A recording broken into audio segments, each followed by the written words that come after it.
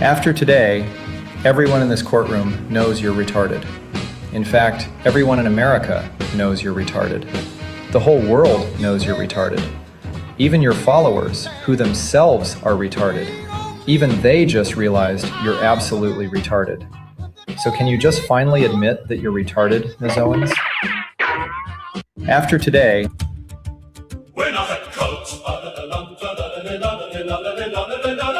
We're not a cult. Let me tell you about the following program. It's just a gathering of like-minded individuals seeking greater personal growth. Community, unity, learning, thinking. We're not a cult type of cult. No Kool-Aid, no spaceships, no mandatory tracksuits, no squirrel mutilations, no sacrificing goats, mild farm work, no throwing virgins into volcanoes, no shucking off clothing in the middle of the forest. To the beat of a tom-tom, the beat of a tom-tom, the beat of a tom. Joe is not at all, the leader of the following. He's just the host. Where's the host?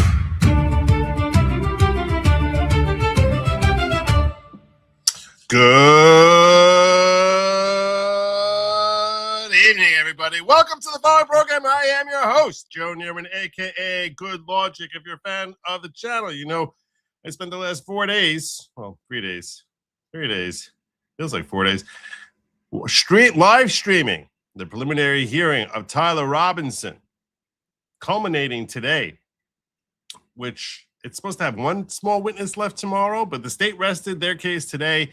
And today the nail came into Tyler Robinson's coffin, probably literally. All the months and months of the people talking about Israeli Egyptian planes and its Mossad agents and road microphones and bullets that come out, and bullets are too big. And what about the guy with the bullet under his arm over here? And he's got the gun over here, and all this other nonsense evaporated today. 10 months worth of conspiracy theories.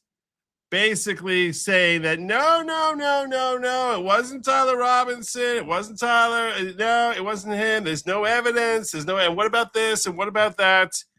And it died. And I want to walk you through exactly how it died today. Why it's done. Now, you want to tell me, you want to support some theory out there that you would still want to say that Tyler Robinson was not acting alone. He's working with Lance Twiggs. He's working with Bibi Netanyahu. He's working with this or that. Okay, look, ruling those out that's an issue which I don't know we'll ever see a court of law rule those out, honestly. But any of those people out there who are pretending, like Candace Owens has gone out there day after day, making herself worth hundreds of millions of dollars. This woman has become fabulously wealthy by just trying to destroy Erica Kirk. And I'm not an Erica Kirk fan per se, okay? I don't have anything, I feel like literally nothing when it comes to Erica Kirk. I don't like her, I don't hate her. I think she made some mistakes in how she handled her role. I've talked about this on the show. But I also recognize she's a widow. And I think nonsense that she's at Fort Huachuca and all that other idiocy, every stupid theory in the world, anything that people could pick out, any stupid, he's never set foot on UVU. Tyler, all these nonsense claims, have basically been decimated. A nuclear bomb went off on all of those claims that Tyler Robinson was not the guy who pulled the trigger. That's what came out today. Everyone who's saying, but 30-06 can't shoot from 68 feet high and she can't. Wrong. Dead wrong. Embarrassingly wrong. Plus, I want to break down for you something that I think a lawyer who's covering a stream like this should break down, which is which of these lawyers, for both the prosecution and the state and the media and Eric Kirk, which of them have looked particularly good and strong, and which of them have looked kind of weak, kind of like, really? Plus, I have my gun expert here, this guy, because you guys know that when it comes to guns, I'm probably if you rank me amongst me and everyone watching this stream with my knowledge of guns, I probably would struggle to break it into like, you know, you probably would put me in the top 97% of people. That's what I'm assuming, because I figure some people have never seen a gun. So I'm better than those people. But when it comes to actually knowledge of guns, I'm sure so many of you know a lot more, which is why I have my little gun guru over here. I know a trick or two. Huh? I know a trick or two. Yeah. Yeah. So this is why I have my gun expert over here, Jim Satala, to also talk about, because I think having a layperson who's been watching, and I don't think he's been watching as religiously as I've been watching it, but, you know, watching the trial, I think having someone like that and discussing with them different theories of the case, what makes for someone, you know, what makes it something that's more compelling, and also, like, you know, explaining what makes a good lawyer versus a terrible lawyer. And I can tell you right now, what makes a good lawyer? Oh, what's that? Winning. That's all that matters. It's not how you play the game. It's whether you win or lose when it comes to being a lawyer. I can agree with that, but what I would tell you is, like, I see some lawyers and I'm like, if the crap ever hit the fan, I'd want that guy. And, you know, if my enemy's crap hit the fan, I want him to get the other guy. Like that, like, I'm just like, you not good. Not good. No. So I mean, what was your biggest I'm just wondering, what was your biggest like own for the Candace Owens people, you know, with their claims that they made about different things, you know? I think that the one thing, if we're going to just wrap up this whole show in the first 5 minutes, so no, I'm just saying the biggest. That's what you want. No, that's not what I want. There was a whole bunch of them. I can totally do that. Never mind. Everyone go home. Everyone go home. You just know that. Just know this. I'll break out. This is what I'll break down for you. The interview of Lance Twiggs is something that they claimed it never happened. That never happened, right? That Candace Owens said they never bothered interviewing him. The interview, even the limited portion we saw, and we only saw part of it, they carved out the juice. Kind of like 20 minutes of it, 25 minutes of it, they chopped out. They carved out 14 minutes from between 6 minutes and 20 minutes, and then they carved out another 3 minutes near the end. So it's basically like, and then they reinserted 1 minute. There's basically, out of this one interview, which was only 37 minutes, but it's so devastating in the sense that what we saw, with the juiciest parts carved out, the parts that the defense said this is too prejudicial to hear before trial. We can only bring this in later on. You can't bring this in now because potential jurors will hear this and they'll be like, oh, he's done. Leaving those parts out, the best parts for the state, they left those best parts out, and the parts that left over was you're basically like, how the hell is Robinson going to get away from going to escape? I give you my just my, as a layperson watching him, what he said and his demeanor and his answers to questions, I did not believe the kid. I think he's not. You think? Oh, we're gonna look at one thing right away, Joe. One thing right away. He said it was a month before the shooting that he was carving the things on the bullets. Wait. This is what we're gonna do. Okay, you jump. There's here's the cart. Right, here's the cart, right, and the cart's supposed to be going this way, and you're the horse. You don't put the cart in front of the horse because then the horse has to push with its nose, and it gets a bent nose. You don't want that. All the time. We put the cart. Yes. The horse. Yeah. No, we're gonna watch the 20 minutes of his testimony.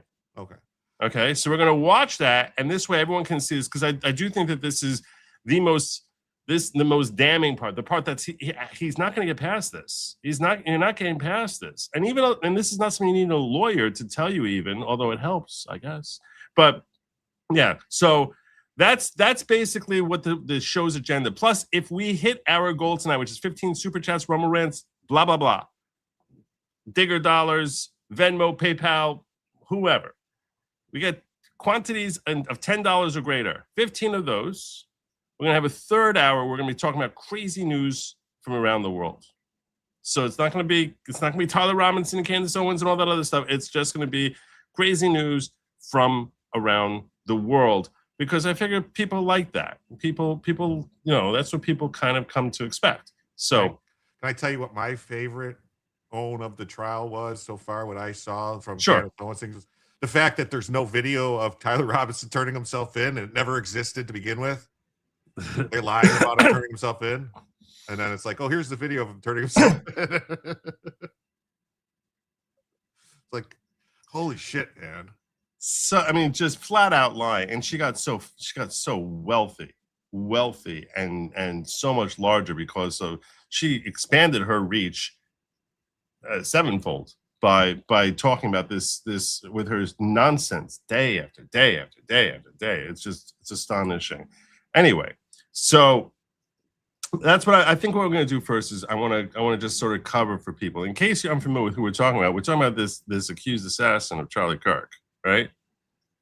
So this guy over here, Tyler Robinson, he had a preliminary hearing, and I should explain to you all the difference. What is a preliminary hearing? So instead of being indicted by a grand jury or any of that stuff, in the preliminary hearing, what they have in Utah, in the state court of Utah, is that you actually have a hearing where the judge sits wearing two hats. He's a judge, a magistrate judge, sitting there trying to decide what, as a gatekeeper, he's going to allow to come in and he's going to keep out, what legally he's going to permit, and what we must permit, and what he must legally exclude. And then he sits with a second hat where he's basically doing what the jury does, which is asking himself, who do I believe? What story do I believe? And the objective here is based on what he ultimately finds, based on evidence presented, testimony, documents, video footage, all your classic evidence. When he takes all that in, does he think it is more likely that Tyler Robinson killed him?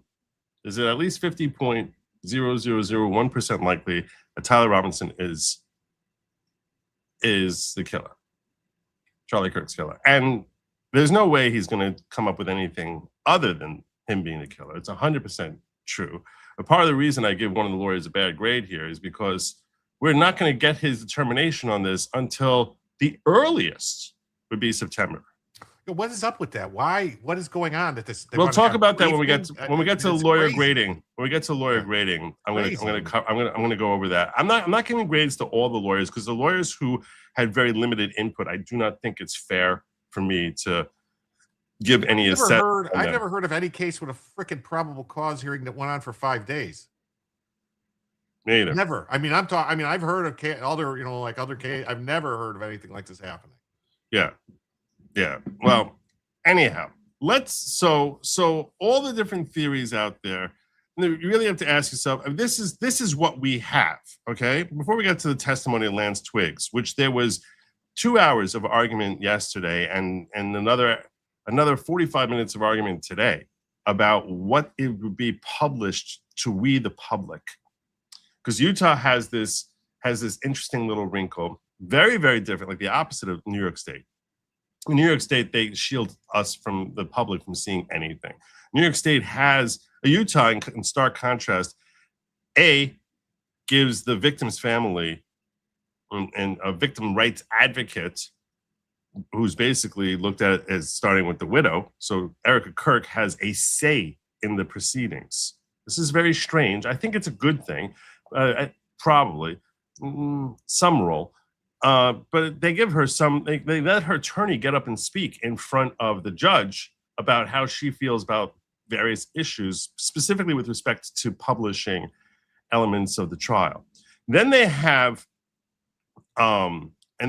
this media advocate who comes in there basically saying, we, the media, our position on this is that this must be public. And there's a constant butting of heads between counsel for Robinson, whose goal is on this issue, their goal is keep everything possible away from the media and say, if you share this with the public is going to become prejudiced against Robinson, and his potential jurors are all getting poisoned. So when they bring them in here we're picking a jury, all of them are going to see whatever the media has splashed across the headlines.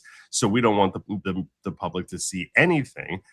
And they're butting heads with stuff's all public already.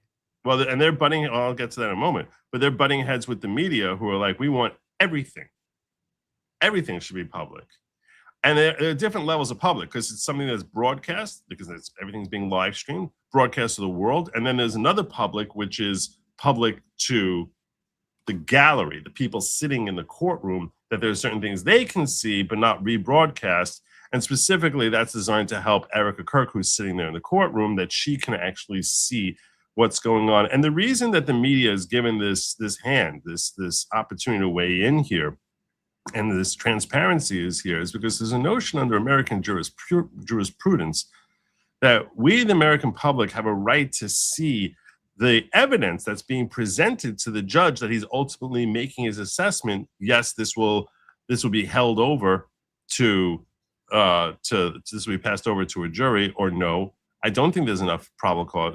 I don't think we have probable cause, and I'm not ceding it over to a jury. So that's the logic behind giving the media their access and their ability to argue, and the whole notion of transparency is that we have a right to see, we the public have a right to see the factors that Judge Graff ultimately is going to rely upon. Can I ask a question? Please do. Was he indicted by a grand jury? I don't think so, no. Because if you get indicted by a grand jury, no, you I don't need think a probable cause hearing, right? Right. Why didn't they just indict him with a grand jury? They're taking, because I don't think they have that in Utah. It doesn't seem like they have that in Utah. They have this instead. So, following program, 10 months of conspiracy theories died today. Burger Q says, I always listen the day after. Tonight I simply can't sleep. So helping with goal. If you won, if not, we'll make up for time missed. Well, thank you. I appreciate that. Thank you, Burger, very much. And Uzelian says Tyler is gone, but we all know it's actually Ben Shapiro who really did it, as they didn't get along. And BB called him, telling him he needs to do it for his home country of Israel. Did I sum it all up? Pretty much. That's pretty much what we've been hearing about. Hans One Pack saying, Barnes did have a good point. If the items broadcast are the same as what will be presented to the jurors, what prejudice can that cause? It can cause, the prejudice it can cause is that they're going to walk into the trial. They're digesting that information. I disagree with Robert Barnes on this. They're digesting that information right now in the context of, I'm sitting at home and I'm listening to all these people weighing in on what this video means. Yeah, the jury shouldn't come in thinking he's guilty already. They're supposed to come in as a blank slate. Right? Exactly. Okay. Exactly. They're not supposed to come in with anything like that. And they're also, when they're sitting there as a juror, they're not talking about what they're seeing with other people. It's not being filtered through the media. It's not being filtered through a dozen different sources.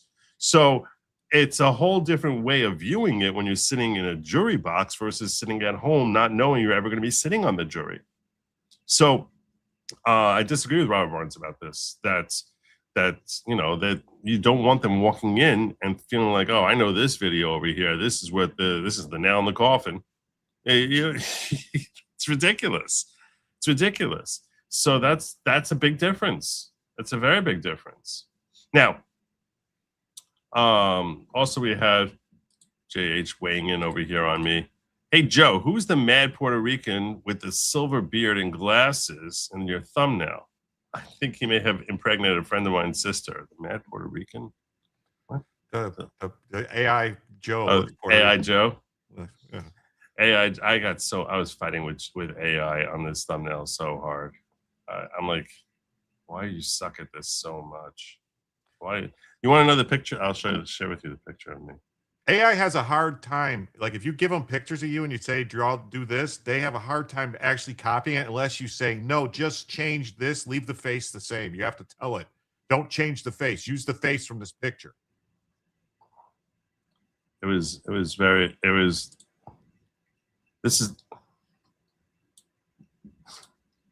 is the picture of me that I gave AI. That's not it.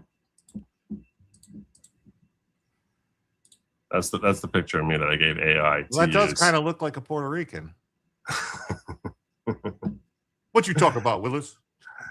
Yeah, I actually, the name of this file is me. Oh hell no. So I don't know if you could see. Yeah, but anyway, so that was the picture I gave AI, and AI really struggled.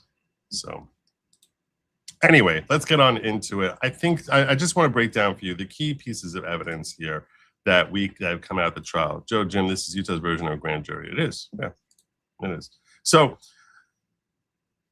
what we have here is what if you just, and this is ultimately going to be fleshed out in a brief, an oral argument that's supposed to go on for hours in late August, early September. I don't even know. It's just they have this whole schedule now that's going on as to like when they're going to actually conclude this preliminary hearing, which should be wrapping up tomorrow, and instead is going to be wrapping up in September, which is asinine and stupid and reflection of poor lawyering, in particular one person who I'll identify later. But the what we basically got here is this. You want to know what? I'll tell you right now. You want to know how you know Tyler Robinson is the shooter? How do we know Tyler Robinson is the shooter? All right. Well, we got video of him walking and casing the place. Well, a lot of people were walking and casing, so that doesn't really distinguish him, but that enables us to sort of identify where was he? You know, like was he actually there? Do we have any signs that he was there? And here's video of him there. Here's his car driving and pulling up into the lot. Well, we identify and positively verify that's his car pulling into the lot. And here's him walking. And here's him wearing clothing, which we later will learn that clothing is the same, is going to be identified by Lance Twiggs as, yeah, that's his shirt. That's it. So like, it's like, okay. I mean, at this point, does that mean he did it? No. We find a screwdriver on the roof of the UVU, which has his DNA on it. So, and we assume that the screwdriver was being used to help put together the weapon that ultimately was used to kill Charlie Kirk. And so they find the screwdriver on the roof, his screwdriver on the roof. We find a rifle that's hidden in the area where the person on video, who it's impossible to tell who the person on video is. It's so distant away. It's a security camera, which is shot from very far away. But you can see the route that he ran and where he's running into a wooded area.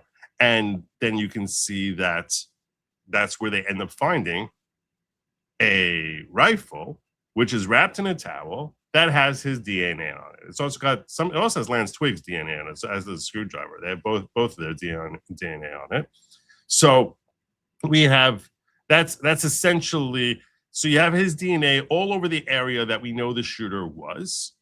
And what I think he's going to really struggle to get away from is, we also have bullet carvings and Lance Twiggs telling us that he was using a Dremel to carve bullets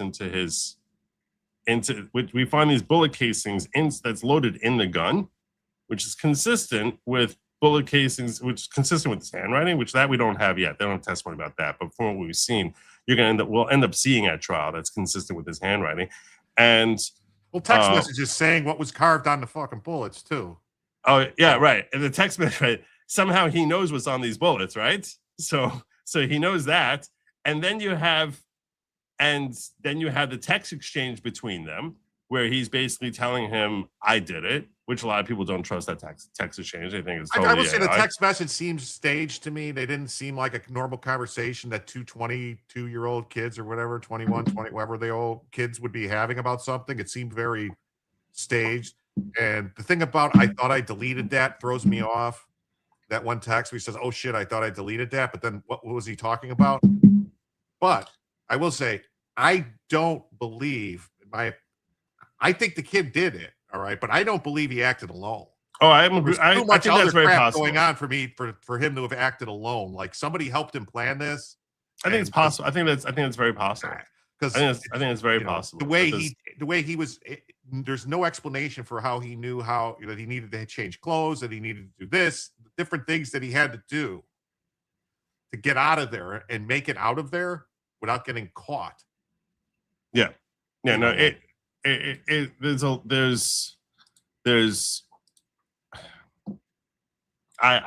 agree with you that it's very possible that someone else was involved in helping put him in a position. And I think they basically came up with, "Don't say anything," like I'll cover for you. Like maybe there was burner phones. Well, the problem, we're just focusing for now on was testimony. I understand. Was Tyler Robinson the shooter? Right. How he got there and who helped him get to that. You want to throw theories at me about that? I can accept that. That's fine. There's nothing wrong with that because we're not focusing on that part of that now. And that's certainly, and I agree with you that the text exchange seems very strange. And we're about to watch the video of Lance Twiggs, and the video of Lance Twiggs is the nail in the coffin. the video of Lance Twiggs, where he's basically talking about the text exchange that he had with him. We don't know what happened in the Discord server because that was blocked out from us. But what we know is that he's basically telling him how he found the note. The note serves as a confession where he's like, I went out and killed him. The text messages, he says, I'm the one who killed Tyler. I'm the one who killed him. He knows what's on the bullet that later is on the bullets that's later found by the FBI. That's found by the FBI when they're doing a search of the area. So they find the gun with bullets inside, and he knows what's inside, what's written on those bullets. How would he know that before the gun's even found? So the only way he knows that is if he's the one who left the gun there. He carved it, and then he knows what's there. He even said, like, I think I'm gonna have a stroke if it's read on Fox News what's written on those bullets, and so he knows what's there. How the hell would he know that if he wasn't the one who left the gun there, loaded with those bullets? So if you're sitting here and you're Candace Owens saying, "Oh, he's got nothing, he's never been to UV," you're an idiot. It doesn't make any sense how he could possibly know any of this information. And then you have Lance Twiggs basically saying, yeah, he confessed to me that he did it in person. And afterwards, he's pacing around. And he's all nervous. All of these different, the nail in the coffin for Tyler Robinson is Tyler Robinson. The actions that he took, where then he ends up coming in and confessing to the crime. So all of these things basically are like, okay, it's like we see the, you can deduce the motive, and you basically have him saying here that he had the capacity to be the one to do it, and him saying him doing it corroborated by tons of DNA evidence, fingerprint evidence, and knowledge that only the killer should have. So when you have that, it's not like the confession of the first guy who was some old fart stupid person who's looking for attention. This is a confession from someone who knows all about the stuff, and then we have video evidence of him being there in a place where he could get it done. So you put all this together, you're basically saying, well, how does he get away from this? And I'll tell you right now, he's not going to. He's going to be convicted. Even though I'm not crazy about some of the lawyers on the prosecution team, I think some of the lawyers I've seen on the defense team are better, more skilled lawyers. I just think that they're working with a case where the guy did it, and there's a lot of evidence that he did it. Generally speaking, prosecutors are lawyers on easy mode. Yeah, and when we get to the, I'm going to break down some of the Candace Owens theories and stuff like that, and point out to you how stupid some of these claims are. But first, I think it's time that I want to go through we're going to watch a 20-minute video, which is a breakdown of what Twiggs swore to in his interview with Brian McBride. I will give you a spoiler alert here that Brian McBride here is a lawyer that I'm not a big fan of.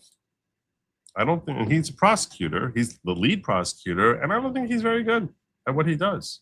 I really don't. I've been very unimpressed so far from him. First, what's your name? This is Brian McBride on the right, Lance Twiggs on the left, and it's being watched by David Stargill, and I don't know who this other person is. David Stargill is another attorney on this case, and yeah.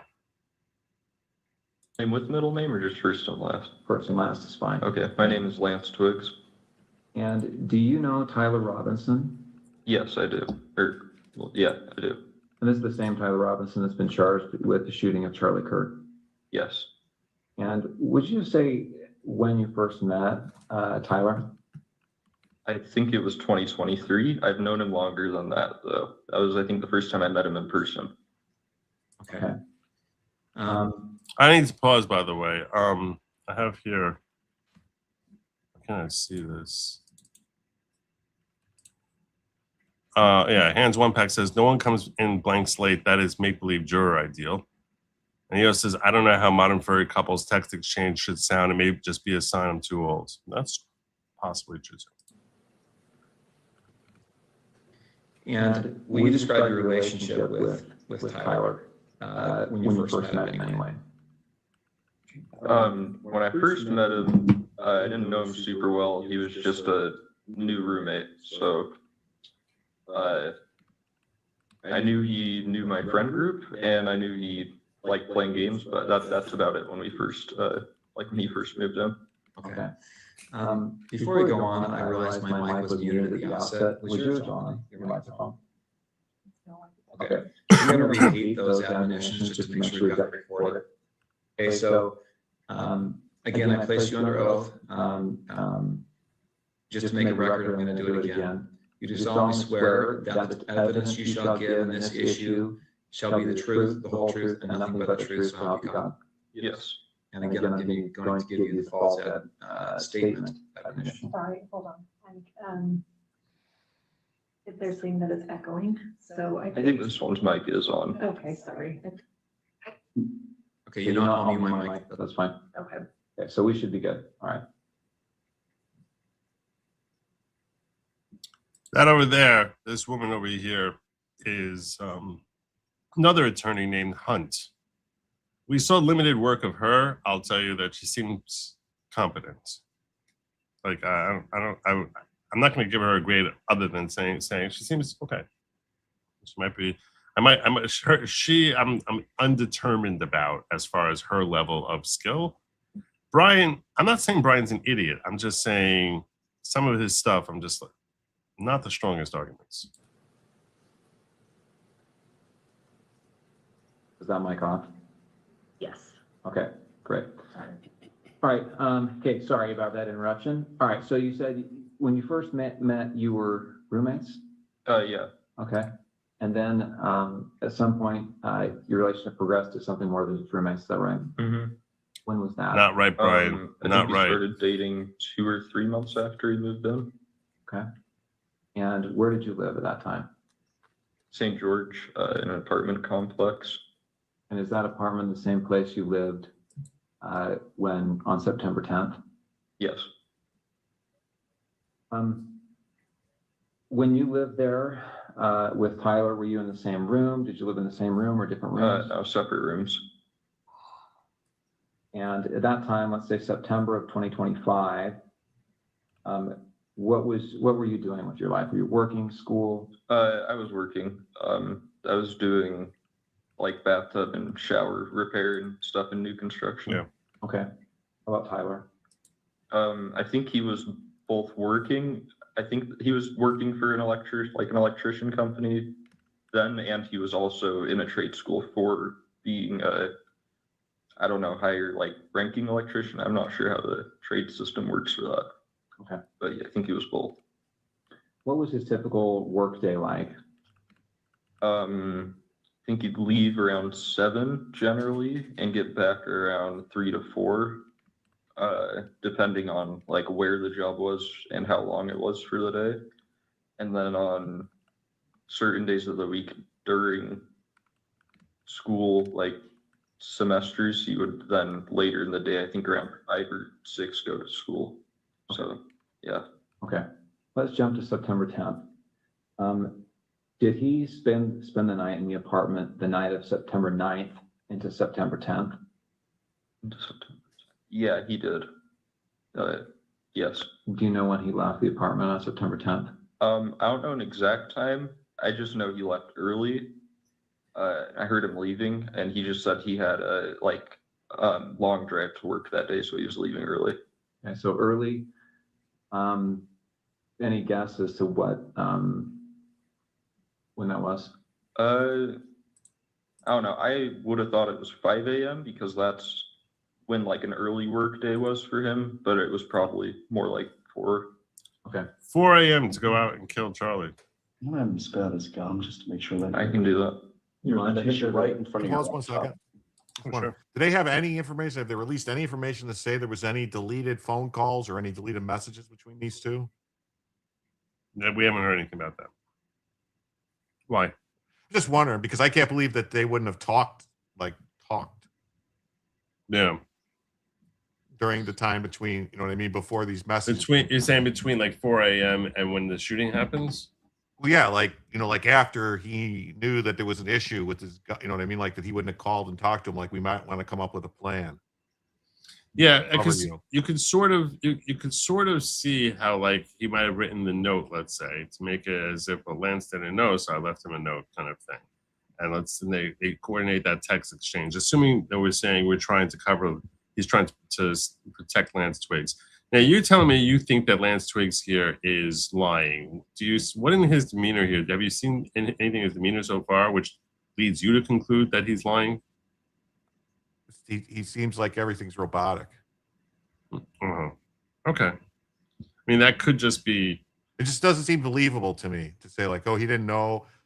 It doesn't seem believable to me that he wouldn't know. Like that, especially like we didn't get to it yet, but he's going to talk about how they never talked about politics. Well, I'll get there. Well, okay, so when we get there, when we get to a point that you think is where it's straining credulity, so have me pause and we'll talk about it. Here you go. Thank you.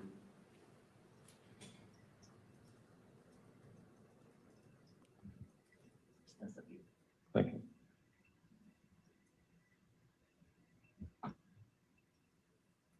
All right, so what time did you get up on September 10th? Probably like 12 to 1 p.m. So he's claiming that his boyfriend left at 4 in the morning and he slept in for another 8 hours afterwards. So that right there is a little bit strange. Very strange. It's very strange. I'm not saying it's strange for a young guy to be waking up at 12 o'clock. I'm saying, like, did they ask him when he went to sleep? No, and they don't seem to ask him that in this question. But it's like, and maybe he took drugs or something like that, so he was more tired. I'm just saying, if they're on the same, you would think that they're on a similar type of schedule. You know what I'm saying? Like, if you're waking up at 1 o'clock, that usually means that you're going to sleep like at 3 in the morning, which is Tyler's leaving at 4 o'clock in the morning. You know what I'm saying? And if you're going to sleep at 3 o'clock in the morning, you wouldn't even notice if someone's leaving 4 o'clock in the morning. So when he says he didn't wake up till 1 o'clock, I don't believe him. I don't believe him on that at all. I think that's crap. I don't think that's true. You didn't have to work that day? No. And did you hear from Tyler? Did he call or text you before then? No, he sent that message in the group chat I mentioned, but he didn't message me directly at all that day. Okay.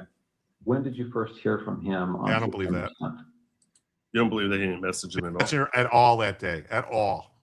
Not once the entire day? Not the entire day. Not once. When you see their phone messages where they're basically like, I love you so much, mwah, mwah, mwah, mwah, mwah. Like, is the last text message we see, and then he goes a full day without talking to him when he's his roommate, doesn't know where he is, doesn't know anything about him, and he doesn't text and say, where are you? It is very sus. It was at 11 o'clock with that like automated message. Okay, 11 p.m. Yeah. What was it, 11? No, that's where they're cutting off and they're blocking us from seeing it, which they said it was roughly. By an automated message. It was a message that was pre-programmed to go out. I'm gonna see what they were talking about. The group chat I mentioned, but he didn't message me directly at all that day. Okay. When did you first hear from him on September 10th? It was at 11 o'clock with that like automated message. Okay, 11 p.m. Yeah. What the fuck automated message are you talking about? Now you see the bar on the bottom, that's them sliding forward in order to comport with the judge's rules that they don't share certain parts of the video with the public. So this is obviously what was published to the entire world, and there was a 14-minute section here which we don't get to see. So they're basically trying to figure out where to slide. That's where they're sliding forward here.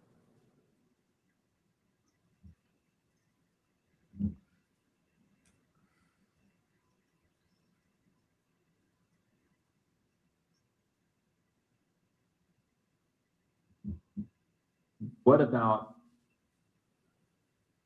he asks you here, remember how I was engraving bullets? Was he engraving bullets before this? Yeah, I don't remember exactly when, but he had said he was planning to go hunting with his family.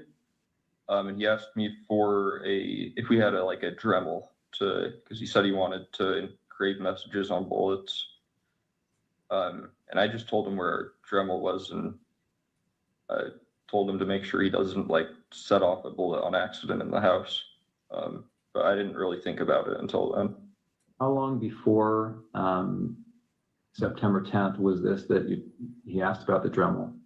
I don't remember because he'd been talking about the hunting/camping trip for a couple months. but I don't remember when he was specifically asking to engrave the bullets. So are we talking like a year before? oh no, not that long. It would have been, I'd say at most a month before this was when he was asking. So he was planning at least a month ahead of time, Joe.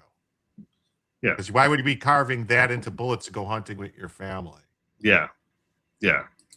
And I want to say on this, because I see a lot of where was the comment that I saw here?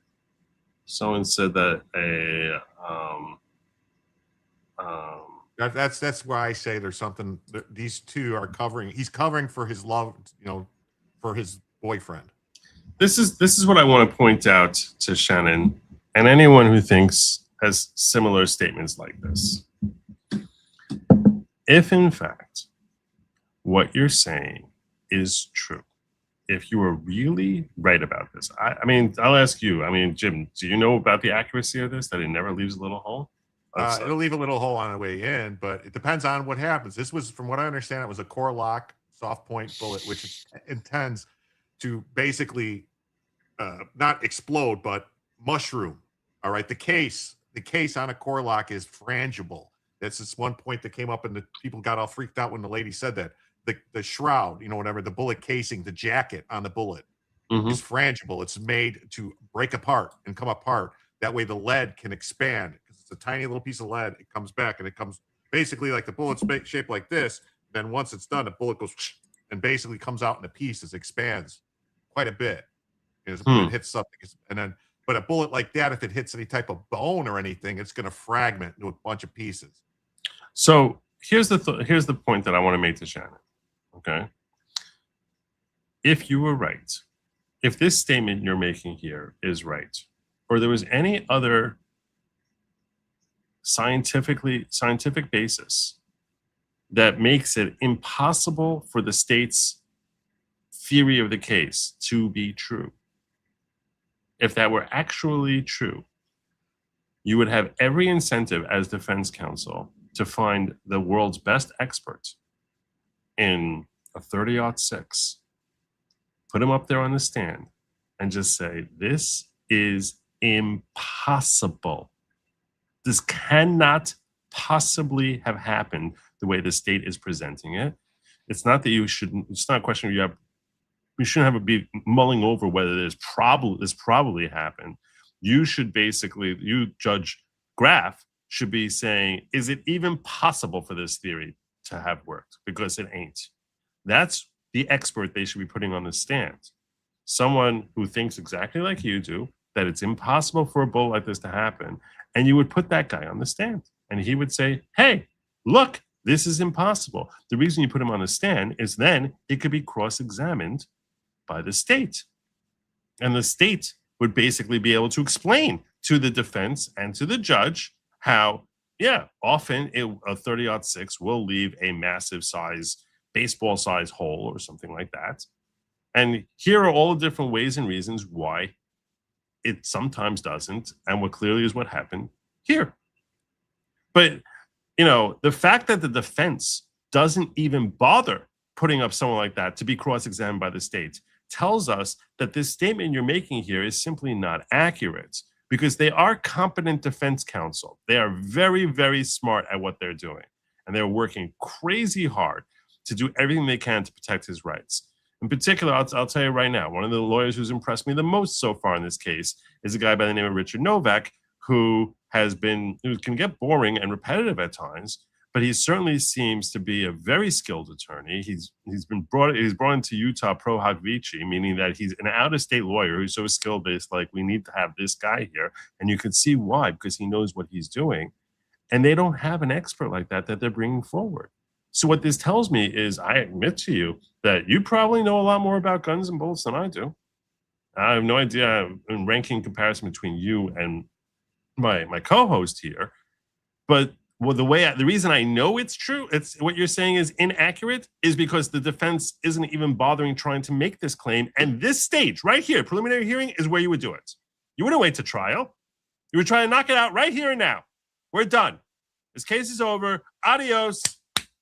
Didn't the bullet hit his spine, or his his spine or clavicle or something like that? If in fact this statement were accurate, and or is generally accurate, then we would hear from the state all the different scenarios where this is not true, where this doesn't actually happen. Well, generally a bullet leaves a small hole on the entrance hole, and then an exit hole is generally larger, depending on if it's expanding bullet or what. It'll make a much larger hole on the way out. Right. But if it didn't exit, if it hit bone and stopped, Yeah, no, I can understand. Hit bone and fragmented and went all over the place inside of them. I don't. Based on what you're saying, crazy things. Based on what you're saying, with respect to the way the bullet reacts upon impact, I can understand a notion saying that it should leave a small hole coming in and a much larger hole where it came out. Right? I can understand that notion, and then someone else can understand. Well, if it hit his spine, well, then it wouldn't. Right? If it lodged somewhere. Or I also heard another theory to respond to that there's something related to the gases and the blow up in the neck and something like that there's a moment that the neck blows up. What I'm saying is, if this was a thought process that the defense had, they definitely would have brought this up now. You don't wait till trial. You say, basically, let's knock this out now so the judge knows this whole theory of the state is crap. It cannot possibly be. So that's what you would do. But they haven't done that. And that should be the first message to you, that even the defense doesn't think you're right. So, and I'm not saying that to embarrass that particular person who I pulled up. I'm not saying this to embarrass Shannon. What I'm saying is, a lot of people have spent the last 10 months asking questions like this. And what I'm saying, my response to you is, why is the defense not saying exactly what you're saying? Why do you think that you know more than the people who are involved in this case, who clearly would consult with a ballistics expert to find out whether such a thing happened, whether they're on the prosecution side or the defense side? Because you're on the prosecution side, you want to prepare for this. And here's the other thing, and I'm not saying I don't want to leave Shannon up here, for the people who come up with like crazy theories. If this actually was a whole Fed thing, the way Candace Owens wants everyone to believe, and it wouldn't work with this type of gun, don't you think the Fed people would have given him a gun that it would have worked with? Like, why would you give him that? If you're actually setting this whole thing up, let's assume that there's a whole backstory here, that that it's Mossad and Bibi or the deep state or whomever it is that made him as what Candace calls a patsy. Why would you give him a gun that couldn't possibly leave the nature of the hole that you're likely to put inside Charlie Kirk's body? Why would you give him something like that? You would totally give him something like that. So if that's your theory, it's very nice. It's very easy to come up with all sorts of different questions as conspiracy theories. But when the conspiracy theory themselves have much greater holes than the story they're trying to fragment, then you have to ask yourself, why am I latching onto this conspiracy theory unless I'm just desperate to find a conspiracy theory so I can show I'm cool, I'm smart, I'm more educated, I'm more enlightened. It's a different type of virtue signaling. The reason that the left loves to virtue signal is because they love feeling like they're special and important, and they want people to tell them how special and important they are. And I think that some of these conspiracy theorists have the same thing. And again, I want to be crystal clear. I'm not talking about Shannon, the person I just brought up here. I'm just saying that folks who I think everything is conspiracy. I'm talking about the Ian Carrolls of the world, or the Candace Owens of the world. What I'm saying is, when you can't even recognize that the conspiracy theory you're throwing out there has way more holes than the story you're trying to knock out, then you're just married to that high of thinking you're special and insightful, more educated, more enlightened than the masses, because I find this conspiracy theory. No, you're just latching on to whatever lunacy makes you feel good. It helps give you that confirmation bias that you're particularly special. You're uniquely special because you're identifying the conspiracy theory. I want to be crystal clear. I don't know anything about Shannon. Maybe Shannon thinks that, maybe Shannon doesn't. I don't know. But I'm simply saying, I'm talking about the world out there of conspiracy theorists. You have a $10 rant on this topic. Oh, yeah, I forgot. I have Timmy had here. Automated message was to check under the keyboard that when Twigs texts what? And Robin says, I was trying to delete that, meaning he didn't want the auto message to be delivered. So that nowhere makes me think this was all planned out ahead of time and they knew about it. And No, you have a $10 rant. Oh, $10 rent. Thank you. Uzan says, it looks to be a soft point round that hit his spine and went down. Soft points are less likely to go through. Oh, okay. So that would be the explanation back. Do you know why? Do you know why the military doesn't use soft points? Why we use full metal jacket rounds and all the military stuff? Why? Because expanding rounds are illegal by the Geneva Code. Are they? Yep. For war. Yeah. Oh. We covered everything. Okay, good. Let's get back in. Okay. Right. You talked about the note that he left. I want to bring this up, and I should say that these text messages that we've been looking at here are Bates number 54. Okay. The notes have been titled 16.3 with a note, and this is Bates number 58. Do you recognize that on the screen there? Yeah. What do you recognize it as? That was the note under his keyboard that he was referring to in the first text of that chain. Okay. They identified, for those who are curious about the distance of the shot, they identified it as 410 feet or something like that, which is, I think, roughly 142 yards. Which is a chip shot with a 30-06. It's like nothing. So where did you find this? On his desk underneath his computer keyboard. And I assume you read it. Yeah. And then what did you do with it after you read it? I believe I just put it back down on the desk after I took a picture of it. Okay. And again, the time you read it was probably around 11 o'clock or so on the 10th. Yes. The night of September 10th. Mm-hmm. Right. And did you ever see that again after you placed it back on his desk? No, I don't think I did. And that was a desk in his bedroom? Yes. And that's a separate bedroom than your bedroom? Yeah. And now I want to go to what's been titled 16. And that's the note, which is basically the confession note that they don't let us see throughout the trial, the note. 2. And do you recognize... To be clear, it went up on screen one time for like 3 seconds and they pulled it down. This series of messages here?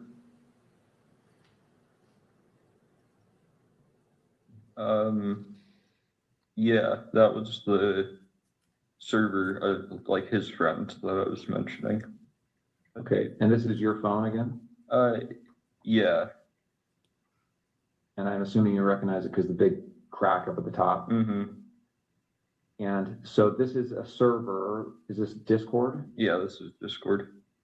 And who are members of this server? I don't want names, just generally, who are these people? This is his friend group. They played D&D together every week. Okay. And I just want to scroll through this to make sure that you get a chance to take a look at it. Go to the next page. Mm-hmm. Or yes.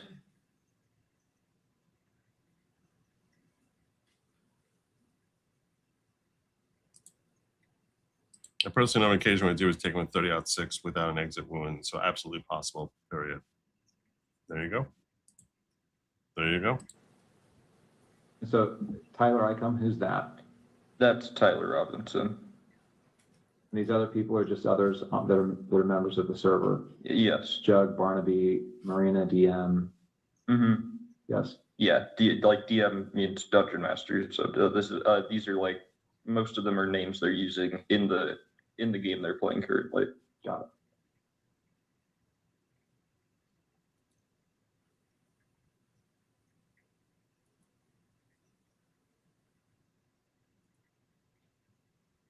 Yeah, it looks like the last text from Tyler looks like it's 8 p.m. And do you know what day this would have been? 8 p.m. on the 10th or the 11th? I would think that would be the 11th. Because on at least I think so, because I don't think on the 10th that he messaged anyone before me at like 11. So. And he turned himself in on the 11th, right? I thought so, yeah. That is crazy that he didn't text until 11 p.m. I mean, I agree with you. It's weird. When did the shooting happen? It happened like 11 in the afternoon, right? 10, 11 in the I recall hearing the news, I think around 4 p.m. I think. So, or maybe I heard that. I might have not have heard until he died. So it might have happened a little earlier than that. It's 4 p.m. Eastern. I want to be clear. 4 p.m. Eastern time, which where they are is 2 p.m. So 9 hours passing from this thing. And go through this so that we have a record of the. They say 12:23 is when he was shot. So that makes, yeah, like I said, I heard when he died. Messages. all I'm saying is this was planned out in a way that, like, he did. This wasn't like a spur of the moment thing. Like, he just found out he was going to be there and went and did all this and had us. This was planned out in advance. He knew he was going to be there. He finds the perfect spot. Yeah. Yeah, I agree with you. You know what I'm saying? And so they might have had burner phones that they were communicating on, and then they got rid of the burner phones and said, well, we got to do this because I'm going to cover for you. I'm fucked. You know what I mean? I'm going to, there's no way I'm getting away with this. They got the gun. We're going to have to cover this up. So I don't want you going. I don't want you going to jail, sweetheart. So this is what we're going to do. Right. Because that text message exchange that they send each other looks like it's something that somebody pre-planned ahead of time. You know what I mean? It's not like, you know, like something. So you're saying this is a Donnie and Clyde situation? Yes, Donnie and Clyde.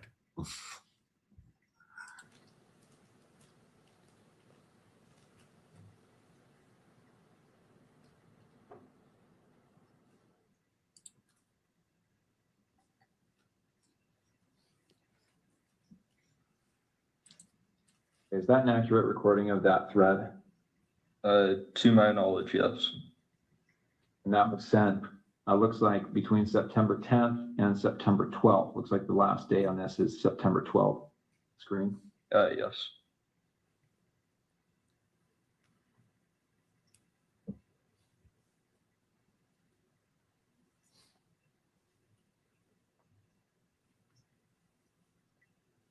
Okay.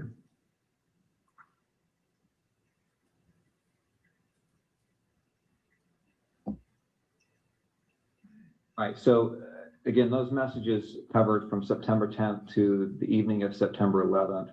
Now, September 11th, what time did you see Tyler on September 11th? Yes. When did you first see him on September 11th? So this is the day after the shooting. Yeah, I saw him when I woke up. Like I said, he was up and around doing a lot of stuff around the house. And then I think I saw him after that message where I said I'll come home and say I'm doing laundry, because I didn't want him going to my parents' house right then when he said there was probably cops outside. So I went back home, and it was just him there, and I said bye to him, and then he drove off. So I just went back to my parents' house. Yeah, I don't believe none of this. I'm gonna say I don't know, just my gut feeling. I'm like, I don't believe it. Okay. I'm gonna put this up as a poll. Do you think, in my chat here, Who them? put this up as a little poll. Oh, I'm seeing gift sending. I'm seeing people sending gifts. Why don't I see? I don't even know, because it doesn't show up. It's only on phones. It's some weird thing. I don't know. They don't really. It's like you get like 1,000 crowns for a certain amount of money, and you give these. I don't even know what it is. It's another scam for YouTube to steal money. I didn't know anything about this. Yeah, it's only on phones that people can send these gifts. You know, cool. Like different things, crowns and stars, and I don't know. So I'm just gonna have the twigs lie in this video. I haven't materially lied. That's just gonna confuse people. Because doesn't Twiggs claim he doesn't even know who Charlie Kirk was? Didn't know anything about him. We're getting there. They're jumping around their video.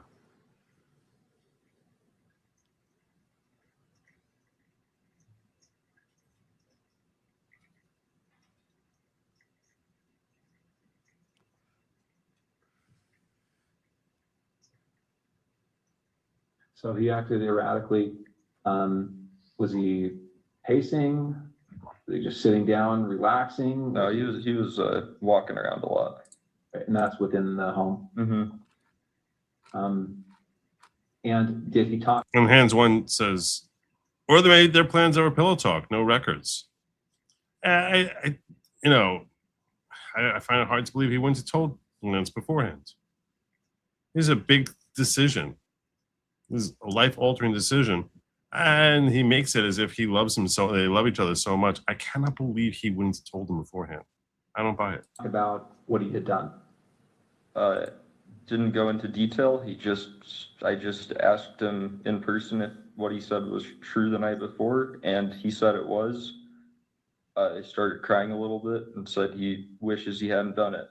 And then kept going around and just doing stuff, I think, to keep himself busy or distracted or something.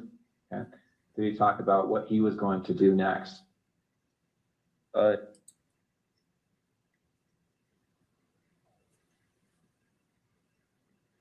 And then eventually said that he would talk to his parents or turn himself over. This is also a strange thing. So he slept till 1 p.m. And then Tyler gets home. By the time Tyler gets home, although did Tyler come home that night? That's what he said. He was there when he woke up, I thought. And that's all the exchange that they had? This doesn't make sense. And when you left, was that how you left, understanding that he was going to turn himself in or go to his parents' house? Yeah, and I didn't really want to be at our apartment while any of that was happening, regardless of what went down.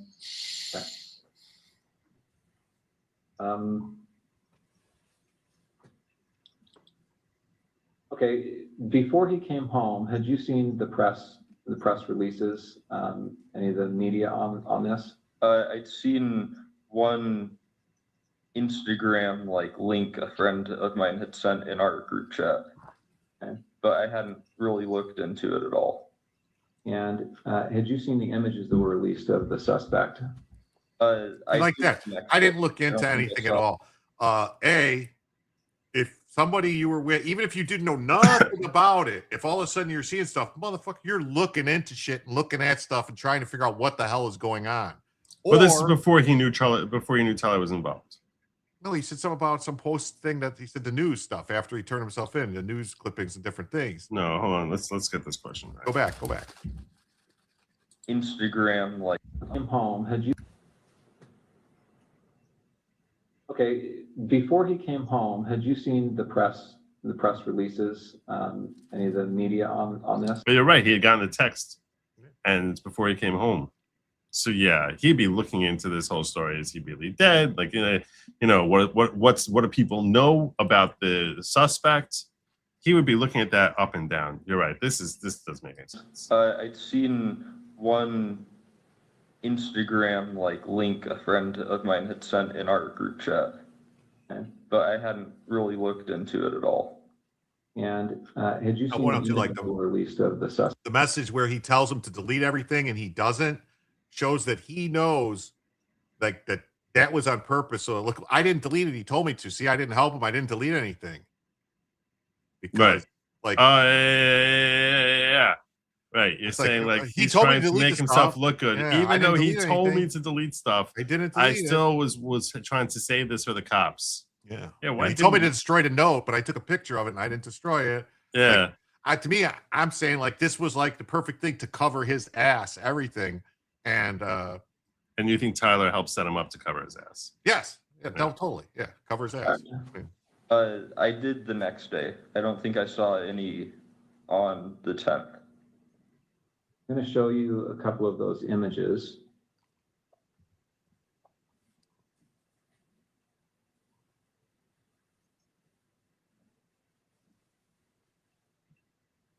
Okay, I'm on the FBI's website. You can see the URL there at the top. This is some press release about this event.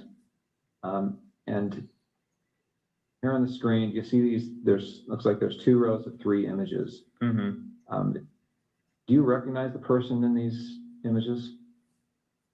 I wouldn't say it with 100% certainty just because of camera quality, but that looks like him in terms of the shoes he's wearing, the sunglasses.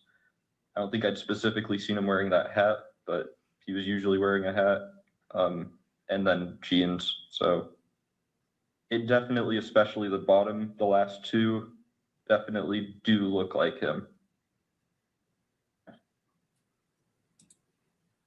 Oh, they do look like Tyler Robertson. It is crazy. Yeah, his lover killed someone. You talked about that with your friends, right? This is like him. Yeah, his friends. Yeah, I don't know if I talked. I don't remember if I talked about it with any of my friends. And then since I didn't have my phone after that for a while, and I still am not using social media, I don't know on my friends' end. Okay. All right, I want to back up a little bit now. We've talked about September 10th, but let me get a little bit of context here. So, did you game with Tyler? Yeah. What kind of games? Hide the salami. Some just kind of party games together, like stuff, anything that would party games. See, player with a group of friends. There was one game he really liked called Sea of Thieves, where he plays like a pirate, and you can fight against people, but most of it's just like fishing, fighting sharks, skeletons, kind of stuff. We played some co-op games where it's like you both have to work together to win in whatever way.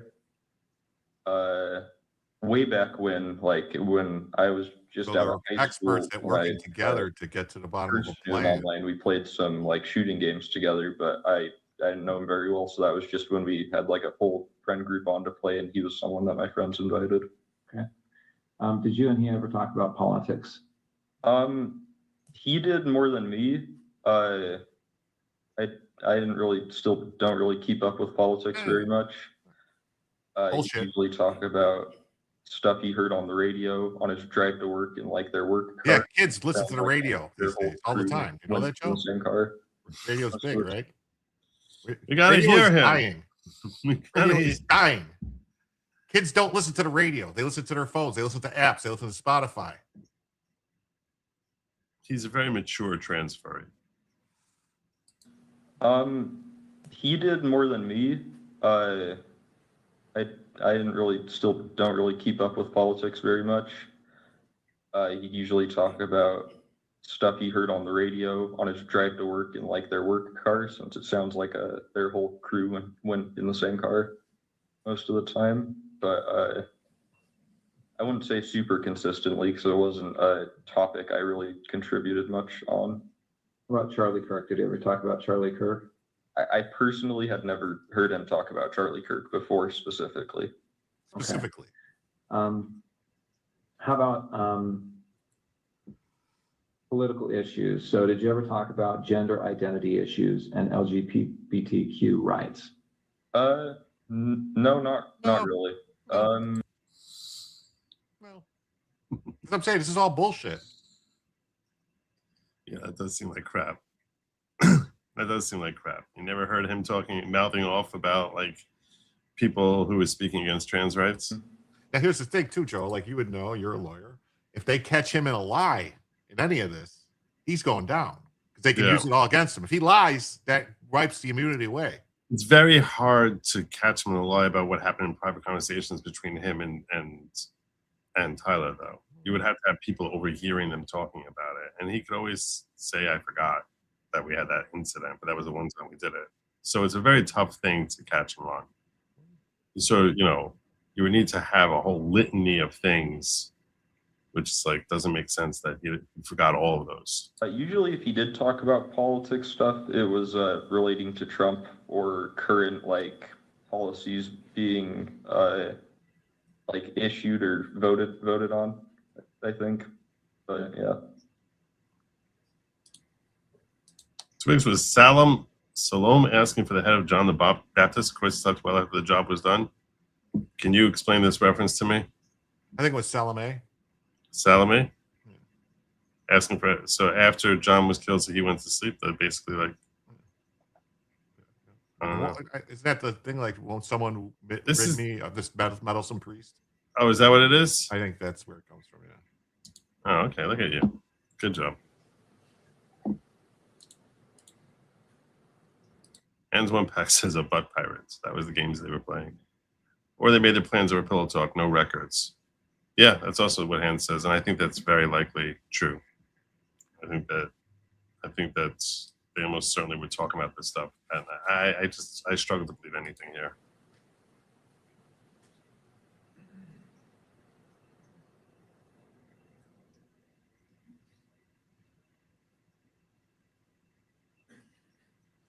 Now, when I say I struggle to believe anything here, So before I just want to be clear. I'm saying I struggle to believe the stuff that is exonerating. I think he's giving them what he feels like he needs to give them, but like I think that he's exonerating himself. I think that this is staged. that you have been. For a short time, yes. Okay. And I understand you're going by Luna at some point. To some people, yeah, but not as an overall thing.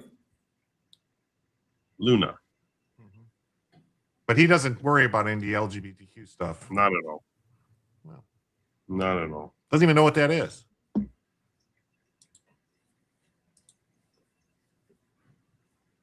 Yeah, it's because you're normal, Mr. Cross.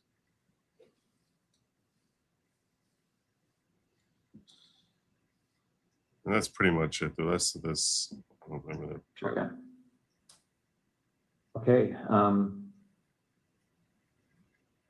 I think that's all the questions I have for this portion. Let me check and see if I've missed anything. Yeah, lunatic.